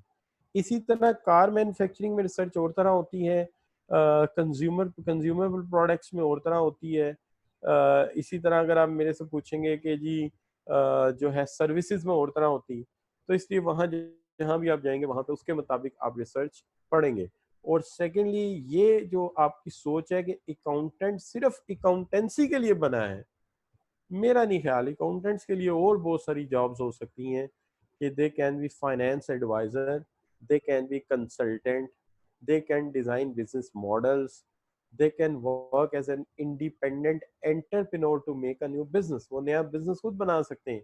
आज बिजनेस जो है वो सिर्फ फाइनेंस से नहीं चलता, आपके पास अच्छा आइडिया होना चाहिए। यहाँ बेशुमार लैंडलॉर्ड हैं जिनके पास जमीनें हैं, प्लाजे बना रहे हैं, ये बना रहे हैं, वो ढूंढते हैं कोई अच्छा आइडिया ले आए, हम उसको फंडिंग कर देते हैं। तो you need to know to bring the good idea. तो आज की जो है अकाउंटेंट के लिए सिर्फ अकाउंटेंसी नहीं है, उसके लिए और बड़े फील्ड है कि जिसके अंदर वो काम कर सकता है, सिर्फ उस अकाउंटेंसी की बुनियाद पे जो उसने सीखी है, बेसिक प्रिंसिपल जो उसने सीखे हैं। और आपने तो वैसे भी कॉस्ट मिनिमाइजेशन सीखी है। और कॉस्ट मिनिमाइजेशन क्या होती है? हर प्रोडक्ट में, मैन्युफैक्चरिंग में कॉस्ट को मिनिमाइज करना है। तो आपकी ज़रूरत तो कार के डिज़ाइन में भी पड़ेगी, आपकी ज़रूरत तो हर प्लांट के लगाने में पड़ेगी, और आपकी ज़रूरत जो है वो हर यूनिट जो भी प्रोडक्शन का लगेगा उसके अंदर आपकी ज़रूरत पड़ेगी कि कॉस्ट को मिनिमाइज कैसे करना है। This is word your need. तो आपकी ज़रूरत हर जगह ही रहनी है। उसकी वजह दुनिया में जहाँ कहीं लफ्ज़ लिखा हुआ है ना कॉस्ट, वो बेशक आईटी इंडस्ट्री है, वो भी कहती है कि कॉस्ट अकाउंटेंट मिल जाए जो हमारी कॉस्ट मिनिमाइज कर दे। अच्छा बच्चों, आगे चलते हैं। Introduction of a new technology means that a company can streamline its operation. This impacts organization structure by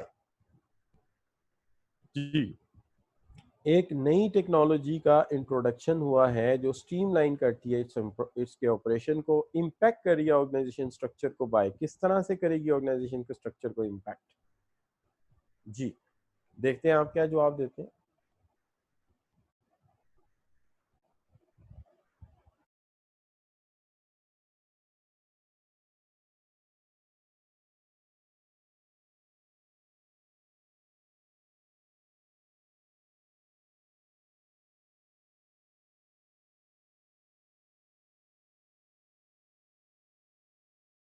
अच्छा जी, आमना सदाकत जो है सी आंसर दे रही हैं, फरवा सी दे रही है, उसामा सी, सलमान सी, जवाद भी सी दे रहे हैं, और सना जावेद ने भी सी लिखा है, और तमाम बच्चों ने। जवाद बुखारी का जवाब आज जो है वो बी आया है। मैं चेक कर लेता क्यों है। खावर ने वी लिख दिया, ये वी क्यों लिख दिया भाई? विक्ट्री मिल गई क्या? अच्छा नहीं, सी लिखा है गलती से। हाँ, सी के पास ही वी होता है, मैंने भी कीबोर्ड पे देखा है, उंगली मेरा स्लिप होके आपकी चली गई है वी पे। अच्छा, ये अक्सर होता है, मेरी भी उंगलियां बहुत मोटी हैं, तो मैं अक्सर सी पे डालता हूँ वो वी पे चली जाती है।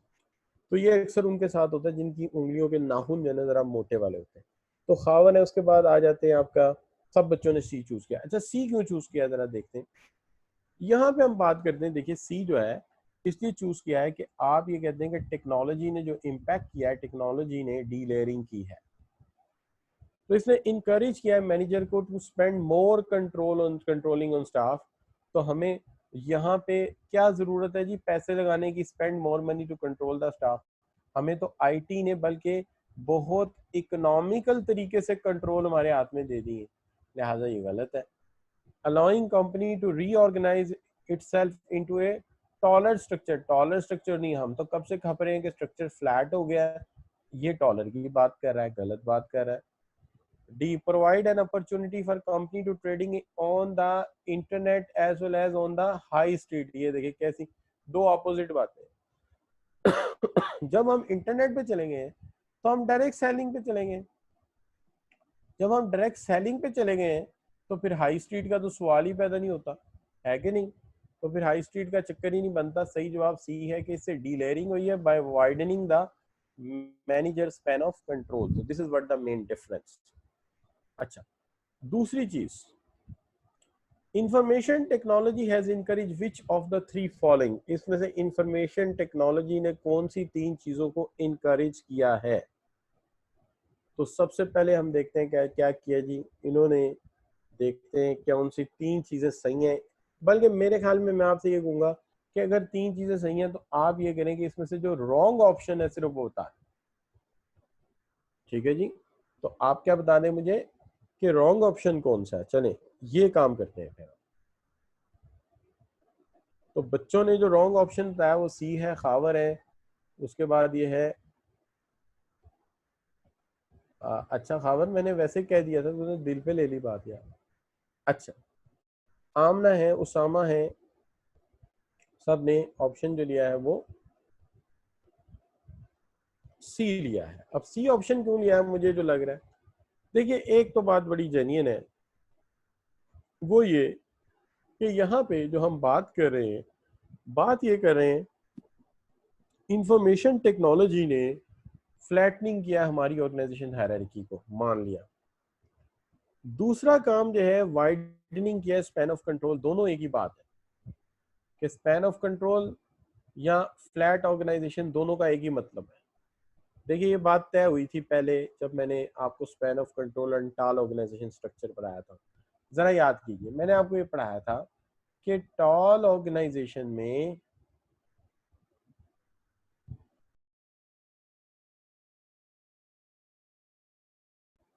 अच्छा, तो बाद में जो है ये देखिए टॉल ऑर्गेनाइजेशन जो है उसमें स्पैन ऑफ कंट्रोल जो रखा था, आपको याद होगा टॉल ऑर्गेनाइजेशन में स्पैन ऑफ कंट्रोल यानी एक सुपरवाइजर के अंडर जो वर्कर होते हैं वो थोड़े होते हैं, तो वहां पे स्पैन ऑफ कंट्रोल जो होता है वो नैरो होता है। ये मैंने याद कराया था कि टॉल ऑर्गेनाइजेशन में स्ट्रक्चर नैरो होता है। लेकिन एक ऐसी ऑर्गेनाइजेशन जहां पे जो कि फ्लैट होती है उसमें स्पैन ऑफ कंट्रोल जो होता है वो वाइड होता है। इस तरह से एक सुपरवाइजर के अंडर ज्यादा वर्कर होते हैं। तो फ्लैट ऑर्गेनाइजेशन में जो स्पैन ऑफ कंट्रोल होता है वो वाइड होता है और tall organization span of control narrow होता है। ये मैंने शुरू में पढ़ाया था आपको। तो इस लिहाज से फ्लैट ऑर्गेनाइजेशन है तो स्पैन ऑफ कंट्रोल जो है वो वाइडनिंग होगा, वाइड होगा। अच्छा, मोर फ्लेक्सिबल वर्किंग अरेंजमेंट बिल्कुल सही है, घर से काम कर लें, काम दे दिया है जब मर्जी ऑफिस में आके जमा करवा जाए, तो फ्लेक्सिबिलिटी आ गई। सिर्फ एक ही बात है smaller volume of routine processing, ये तो इल्ज़ाम है आईटी पे। जब से आईटी आई है काम तो ज़्यादा हुआ है, तो वर्क आप ज़्यादा काम करते हैं पहले की निस्बत। ये कह रहा है कम काम करते हैं, तो ये तो बात ही गलत कर रहा है। ठीक है जी, तो इसलिए ए बी डी जो है वो आपका करेक्ट आंसर मान लेना चाहिए। अब यहाँ पे एक चीज और जो नजर आती है वो क्या है कि टेक्नोलॉजिकल चेंजेस आए हैं। टेक्नोलॉजिकल चेंजेस आए हैं तो ज्यादा सोफिस्टिकेटेड प्रोडक्ट जो है वो डिजाइन होने शुरू हो गए। प्रोडक्ट डिजाइनिंग में सोफिस्टिकेशन जो है वो ज्यादा ऐड हो गई है। यानी पहले किसी जमाने में मुझे याद पड़ता है कि उसको कहते थे कि एक कार बनानी है तो कार का आपको पहले एक रफ डिजाइन बनाना पड़ता था जिसे हम प्रोटोटाइप कहते थे। प्रोटोटाइप, अब आमतौर पे उस तरह का प्रोटोटाइप नहीं बनाना पड़ता। मैं आपको बड़ी इंटरेस्टिंग बात बताता हूँ, बहुत इंटरेस्टिंग बात है। वो ये है कि देखिए जो आज का टाइम है उसमें बड़ी डिफरेंट चीज जो मेरे देखने में आती है वो ये है कि एक फाइटर जहाज है आप डिजाइन करते हो, ठीक है जी, एक सॉफ्टवेयर में फाइटर जहाज आपने डिजाइन किया और दूसरे ये डिजाइन कर लिया, एक सॉफ्टवेयर की मदद से डिजाइन कर लिया और डिजाइन उठा के दूसरे सॉफ्टवेयर में मर्ज कर दिया। तो एक ने डिजाइन किया है और दूसरे ने उसका टेस्ट ले लिया और टेस्ट लेके उस डिजाइन को आपके को तेज हवा में चलाया है और चला के आपको बता दिया कि आपके जहाज के जो विंग है ना वो छोटे हैं। और दूसरी बात यह कि आपके जहाज का विंग का जो एंगल है वो टेढ़ा है, तो अगर आपने इसको इतनी हवा में चलाया तो ये इसके विंग टूट जाएंगे। यानी एक तरफ डिजाइन कर लिया और दूसरे सॉफ्टवेयर में जाके टेस्ट कर लिया। अभी जहाज पे आपका स्टील का एक कतरा नहीं लगा, लोहे का एक आना नहीं लगा, स्क्रू ड्राइवर एक नहीं लगा, जहाज का डिजाइन भी हो गया और उसका टेस्ट भी हो गया। ठीक है जी। तो आप अंदाजा कीजिए पुराने जमाने में चीज बनानी कितनी मुश्किल होगी। प्रोटोटाइप जब हम जहाज बनाते होंगे तो कितना रिस्क होता होगा पायलट को जो पहली दफा उसे टेक ऑफ करता होगा।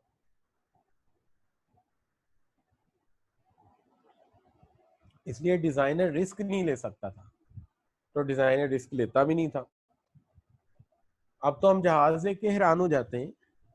वैसे मुझे नहीं समझ आती, जब मैं आप लोगों को पढ़ा रहा होता हूँ मुझे जहाज़ों की इतनी मिसालें आती हैं मेरे जहन में, या तो ये कि कहीं आपकी पिक्चर मुझे नज़र आ रही होती है कि जहाज़ों को देख देख के जहाज़ों की मिसालें आती है। अच्छा, तो मैं ये बात कर रहा था कि एक जहाज़ जो है वो आप बनाने जाते हैं तो इतनी सोफिस्टिकेशन है कि आज जो है वो मैं देखता हूँ कि जहाज, फाइटर जहाज को ही देखते हैं तो अब नतीजा ये अगले वाले विंग छोटे और पिछले वाले विंग बड़े। अभी वो फ्रांस ने एक एयरक्राफ्ट मैंने देखा था उनका, उसका नाम है सैब ग्रिपन, सैब ग्रिपन। तो उसका पिछला विंग बड़ा है और अगला विंग छोटा है। इसी तरह वो चाइनीज ने जो है वो एक जूइश ने डिजाइन किया था, उसका नाम था मेरे जहन से निकल गया उसका नाम, ये उसको कहते हैं F10। वो भी इसी डिजाइन में है, पिछला विंग बड़ा है और अगला विंग छोटा है। हाँ, लीवी, लीवी निजाम नाम का त्यारा बनाना चाह रहे थे इसराइली। इसका डिजाइन सेम का सेम चाइना ने एज इट इज पकड़ लिया। पता नहीं उन्होंने सेल किया या क्या हुआ। तो आप ये कहते हैं कि क्या है कि अब सोफिस्टिकेशन आ गई है। एक चीज में एक सॉफ्टवेयर में गाड़ी डिजाइन करो, दूसरे सॉफ्टवेयर में जनाब उसको टेस्ट कर लो, मसला ही कोई नहीं। तो ये टेक्नोलॉजी का रेवोल्यूशन है। अब यही वजह है कि आप हैरान हो जाते हैं कि एक क्या एक जो है आपका मोबाइल है जिसको आप कहते हैं स्मार्ट मोबाइल, बज़ाहिर देखने में सिर्फ एक स्क्वायर शक्ल तो नहीं ना इसकी है, रेक्टेंगल कह लीजिए, तो उसकी उस शेप के अंदर इतने मुख्तलिफ डिजाइन आ गए और सोफिस्टिकेशन इतनी ज्यादा आ गई है कि उसी की सोफिस्टिकेशन की बुनियाद पे पुराने मोबाइल छोड़ के लोग नए खरीद रहे।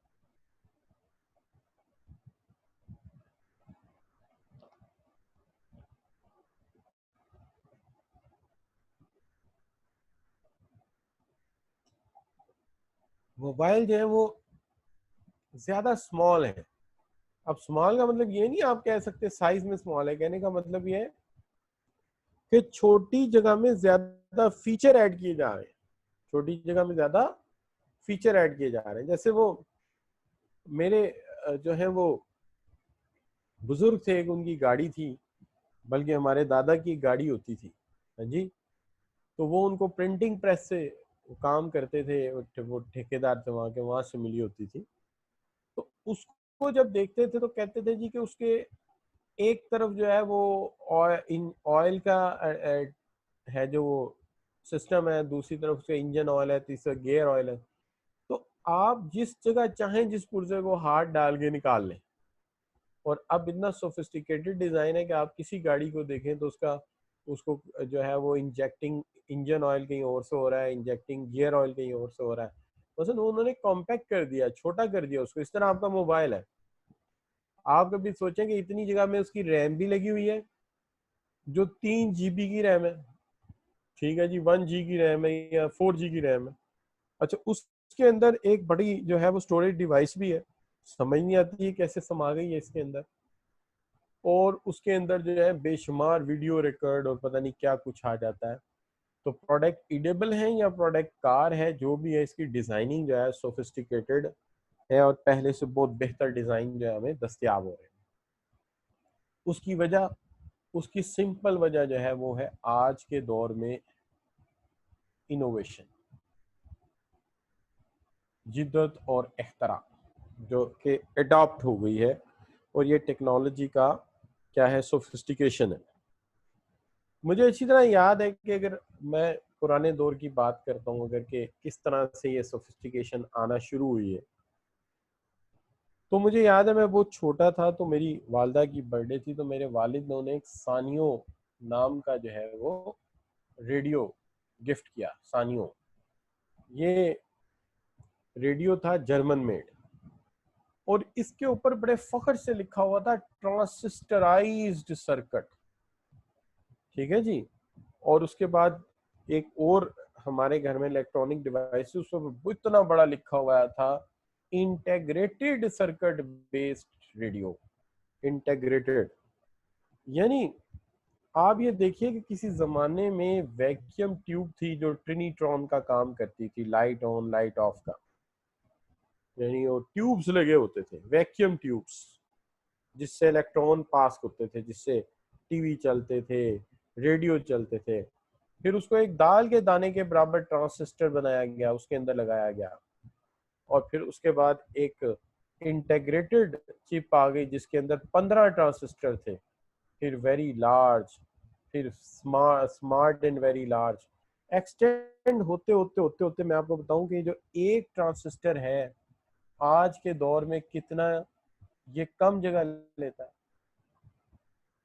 कहते प्लग का हेयर, एक अपना बाल तोड़ लीजिए आप, ये बाल जो है ये 500 माइक्रोन मोटा है। कितना? 500 माइक्रोन मोटा है आपका एक बाल, सर का बाल 500 माइक्रोन मोटा है।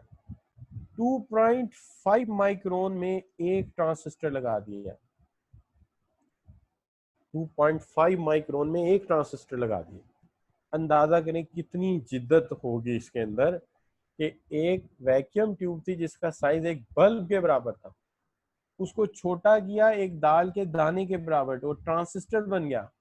और फिर आईसी बनाया गया इंटीग्रेटेड सर्किट, जिसके नंबर ऑफ लेग्स होती हैं, आपने देखा होगा आपके अक्सर कंप्यूटर का प्रोसेसर भी इसी शक्ल का होता है।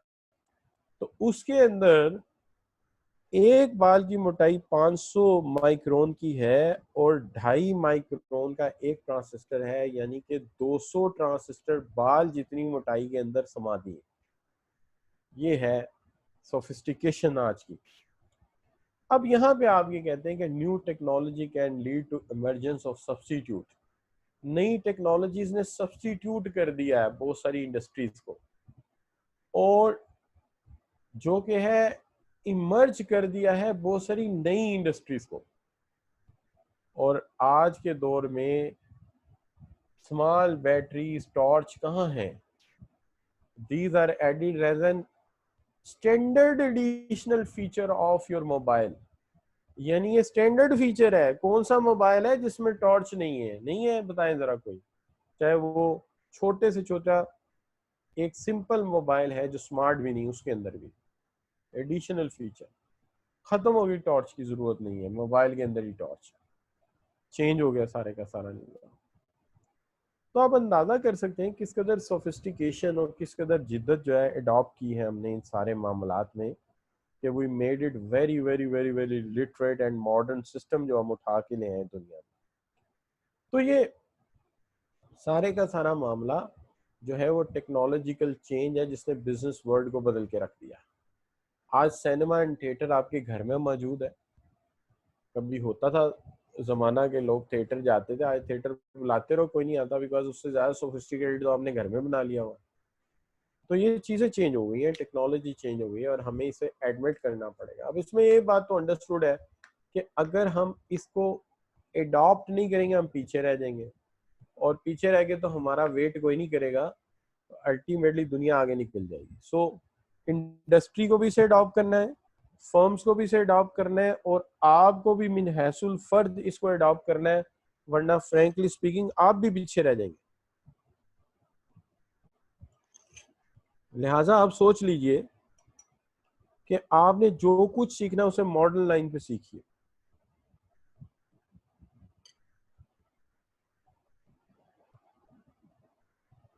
अब आगे आ गया आपका चेंजेस इन बिजनेस मॉडल्स। देखिए इसमें सबसे ज्यादा जो मिसाल दी जाती है ना, वो मिसाल दी जाती है बैंकिंग की।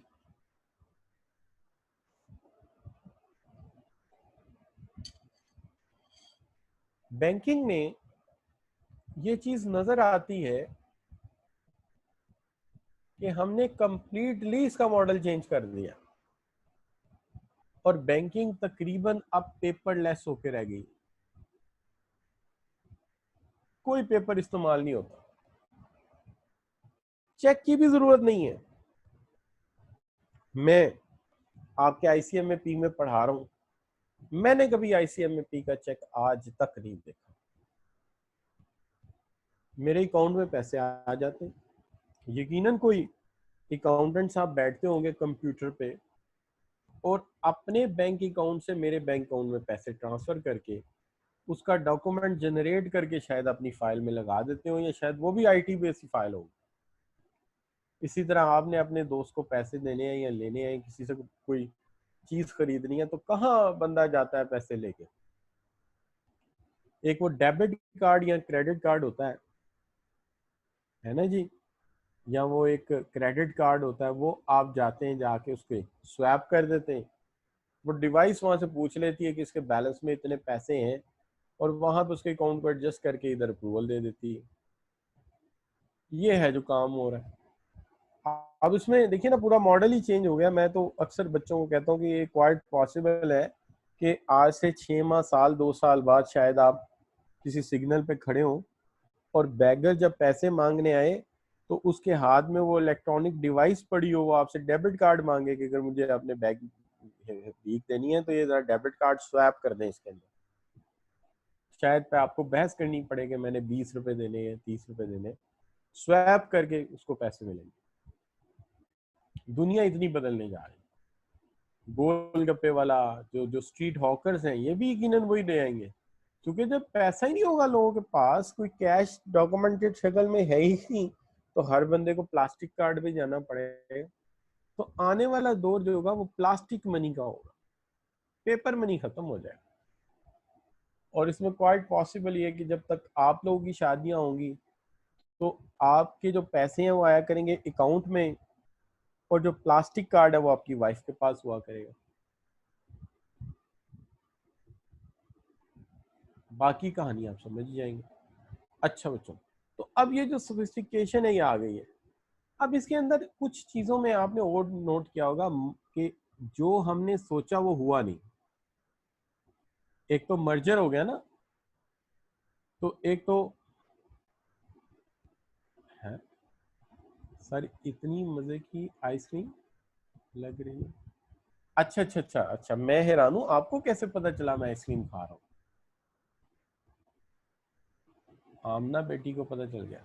अच्छा, वो मैंने अल्लाह तक के बड़ी छुपा के रखी थी, चुप करके आहिस्ता आहिस्ता थोड़ी थोड़ी खा रहा था और कैमरा ऑफ है।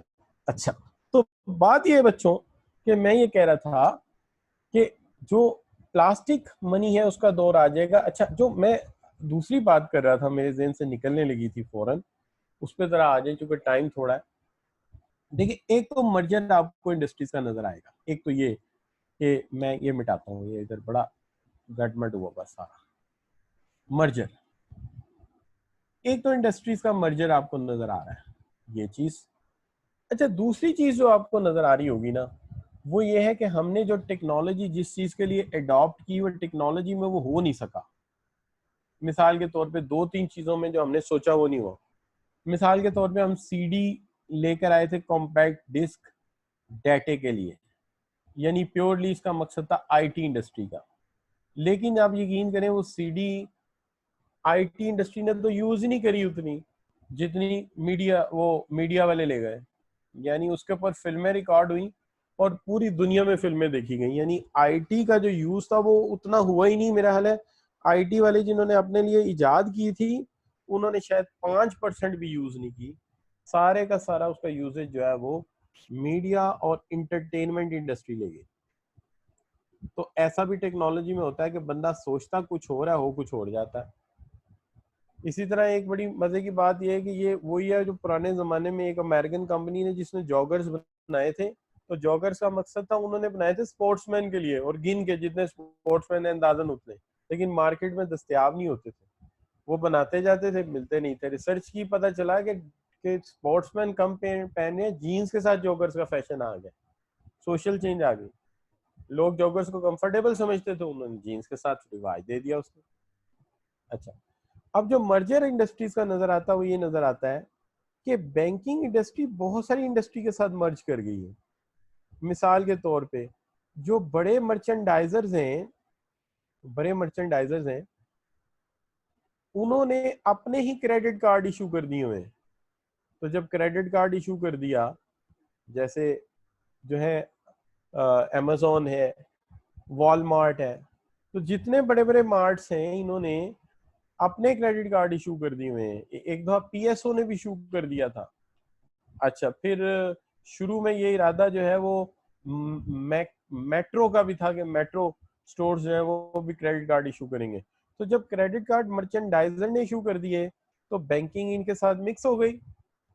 और अब आप अपने मुल्कों में देख लीजिए, जो आपकी टेली मोबाइल कंपनीज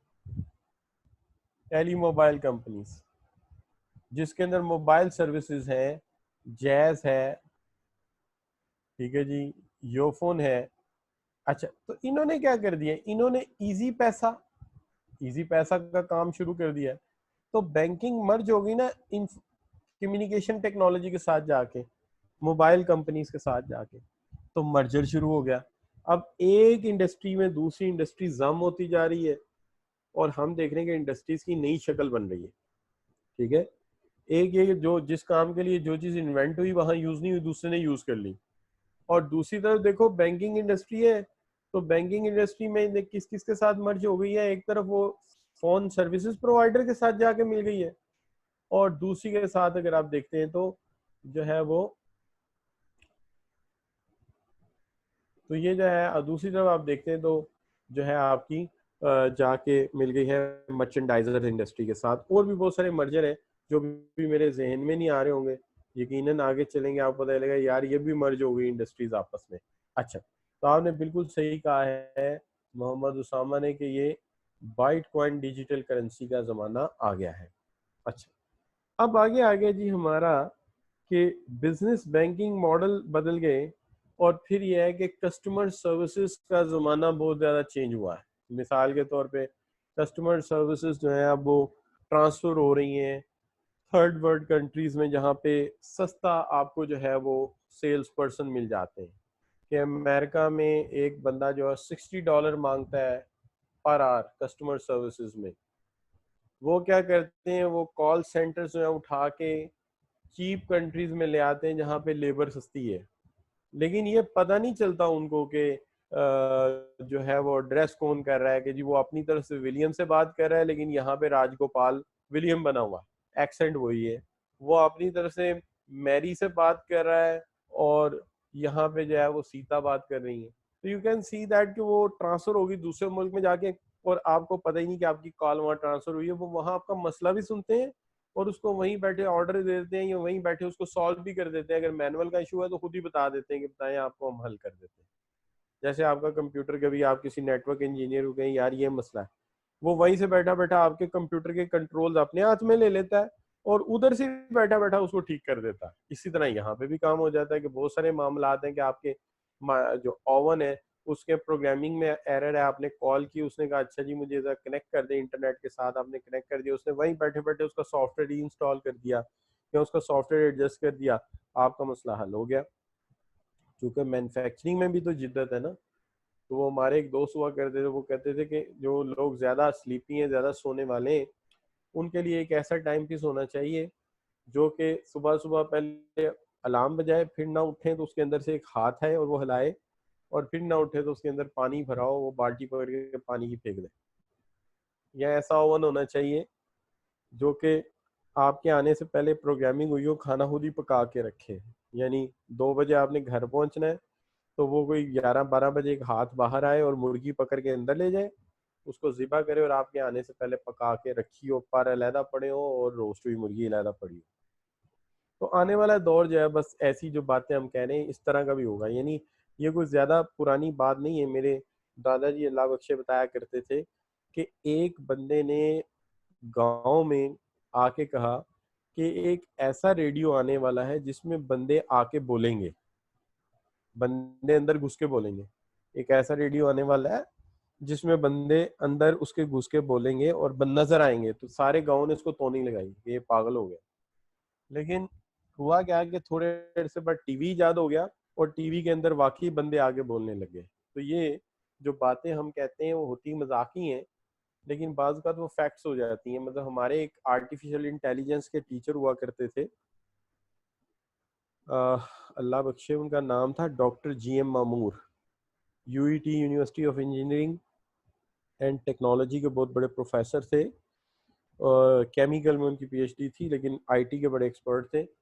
तो वो मुझे बताते हैं, एक दिन कहते हैं आने वाले दौर में टीवी इस तरह का होगा कि एक स्टेज बना देंगे आप घर पे, टीवी सीलिंग पे लगा होगा, यानी छत पे लटका होगा, और वो 3D पिक्चर बनाएगा, 4D 4 डायमेंशनल पिक्चर बनाएगा। 4 डायमेंशनल का मतलब है कि ऊपर से जो लेजर्स आएंगी या लेयर्स आएंगी, वो जो भी एक्टर है या एक्ट्रेसेस है उसका फिजिकल वजूद आपके सामने लाएंगी, जैसे वो आपके सामने स्टेज पे आके परफॉर्म कर रहा है।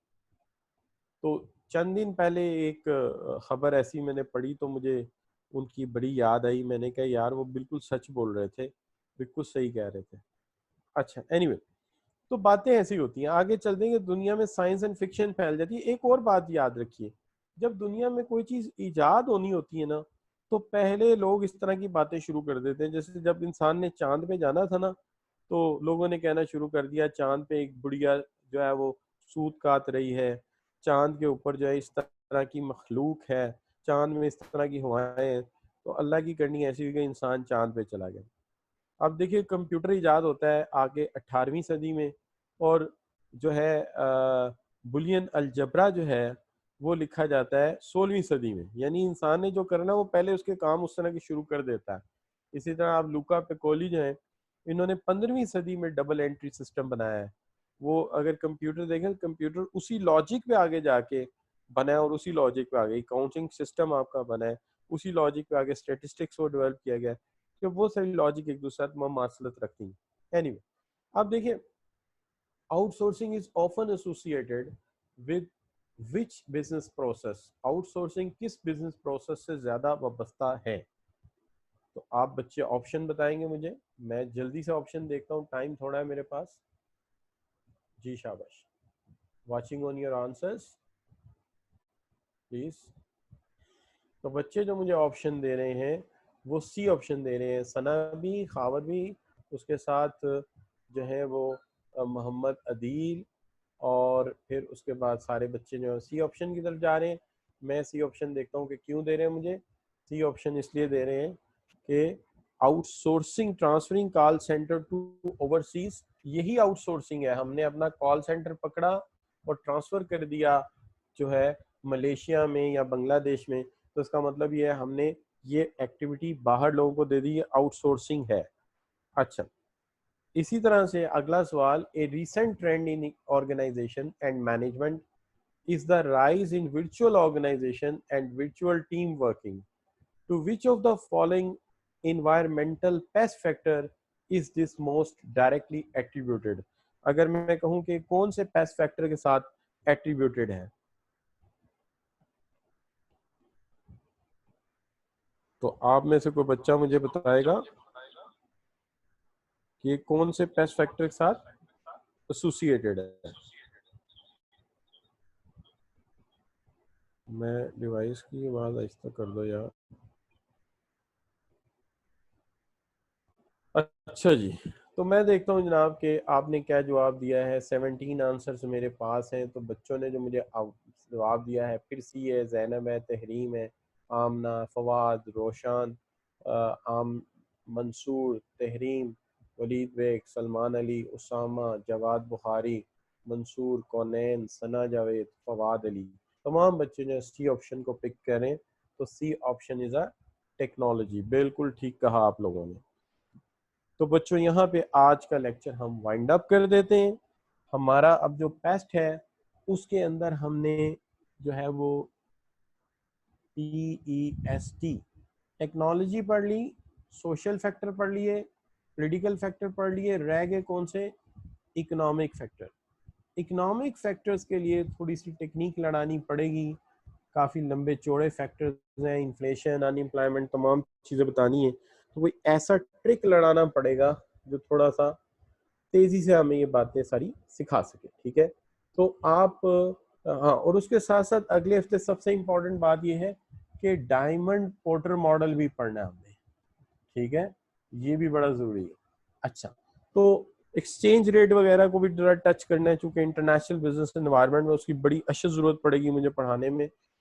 तो ये सारे काम हमें करने नेक्स्ट वीक। लेकिन जो सबसे जरूरी काम आज मैंने करना है वो ये है कि आप में से अक्सर बच्चे कह रहे हैं कि अभी ये जो स्लाइड्स मैंने पढ़ाई हैं ये अपडेट नहीं हुई क्लासरूम में, तो ये क्लासरूम में आज मैं सेंड कर रहा हूँ, ठीक है।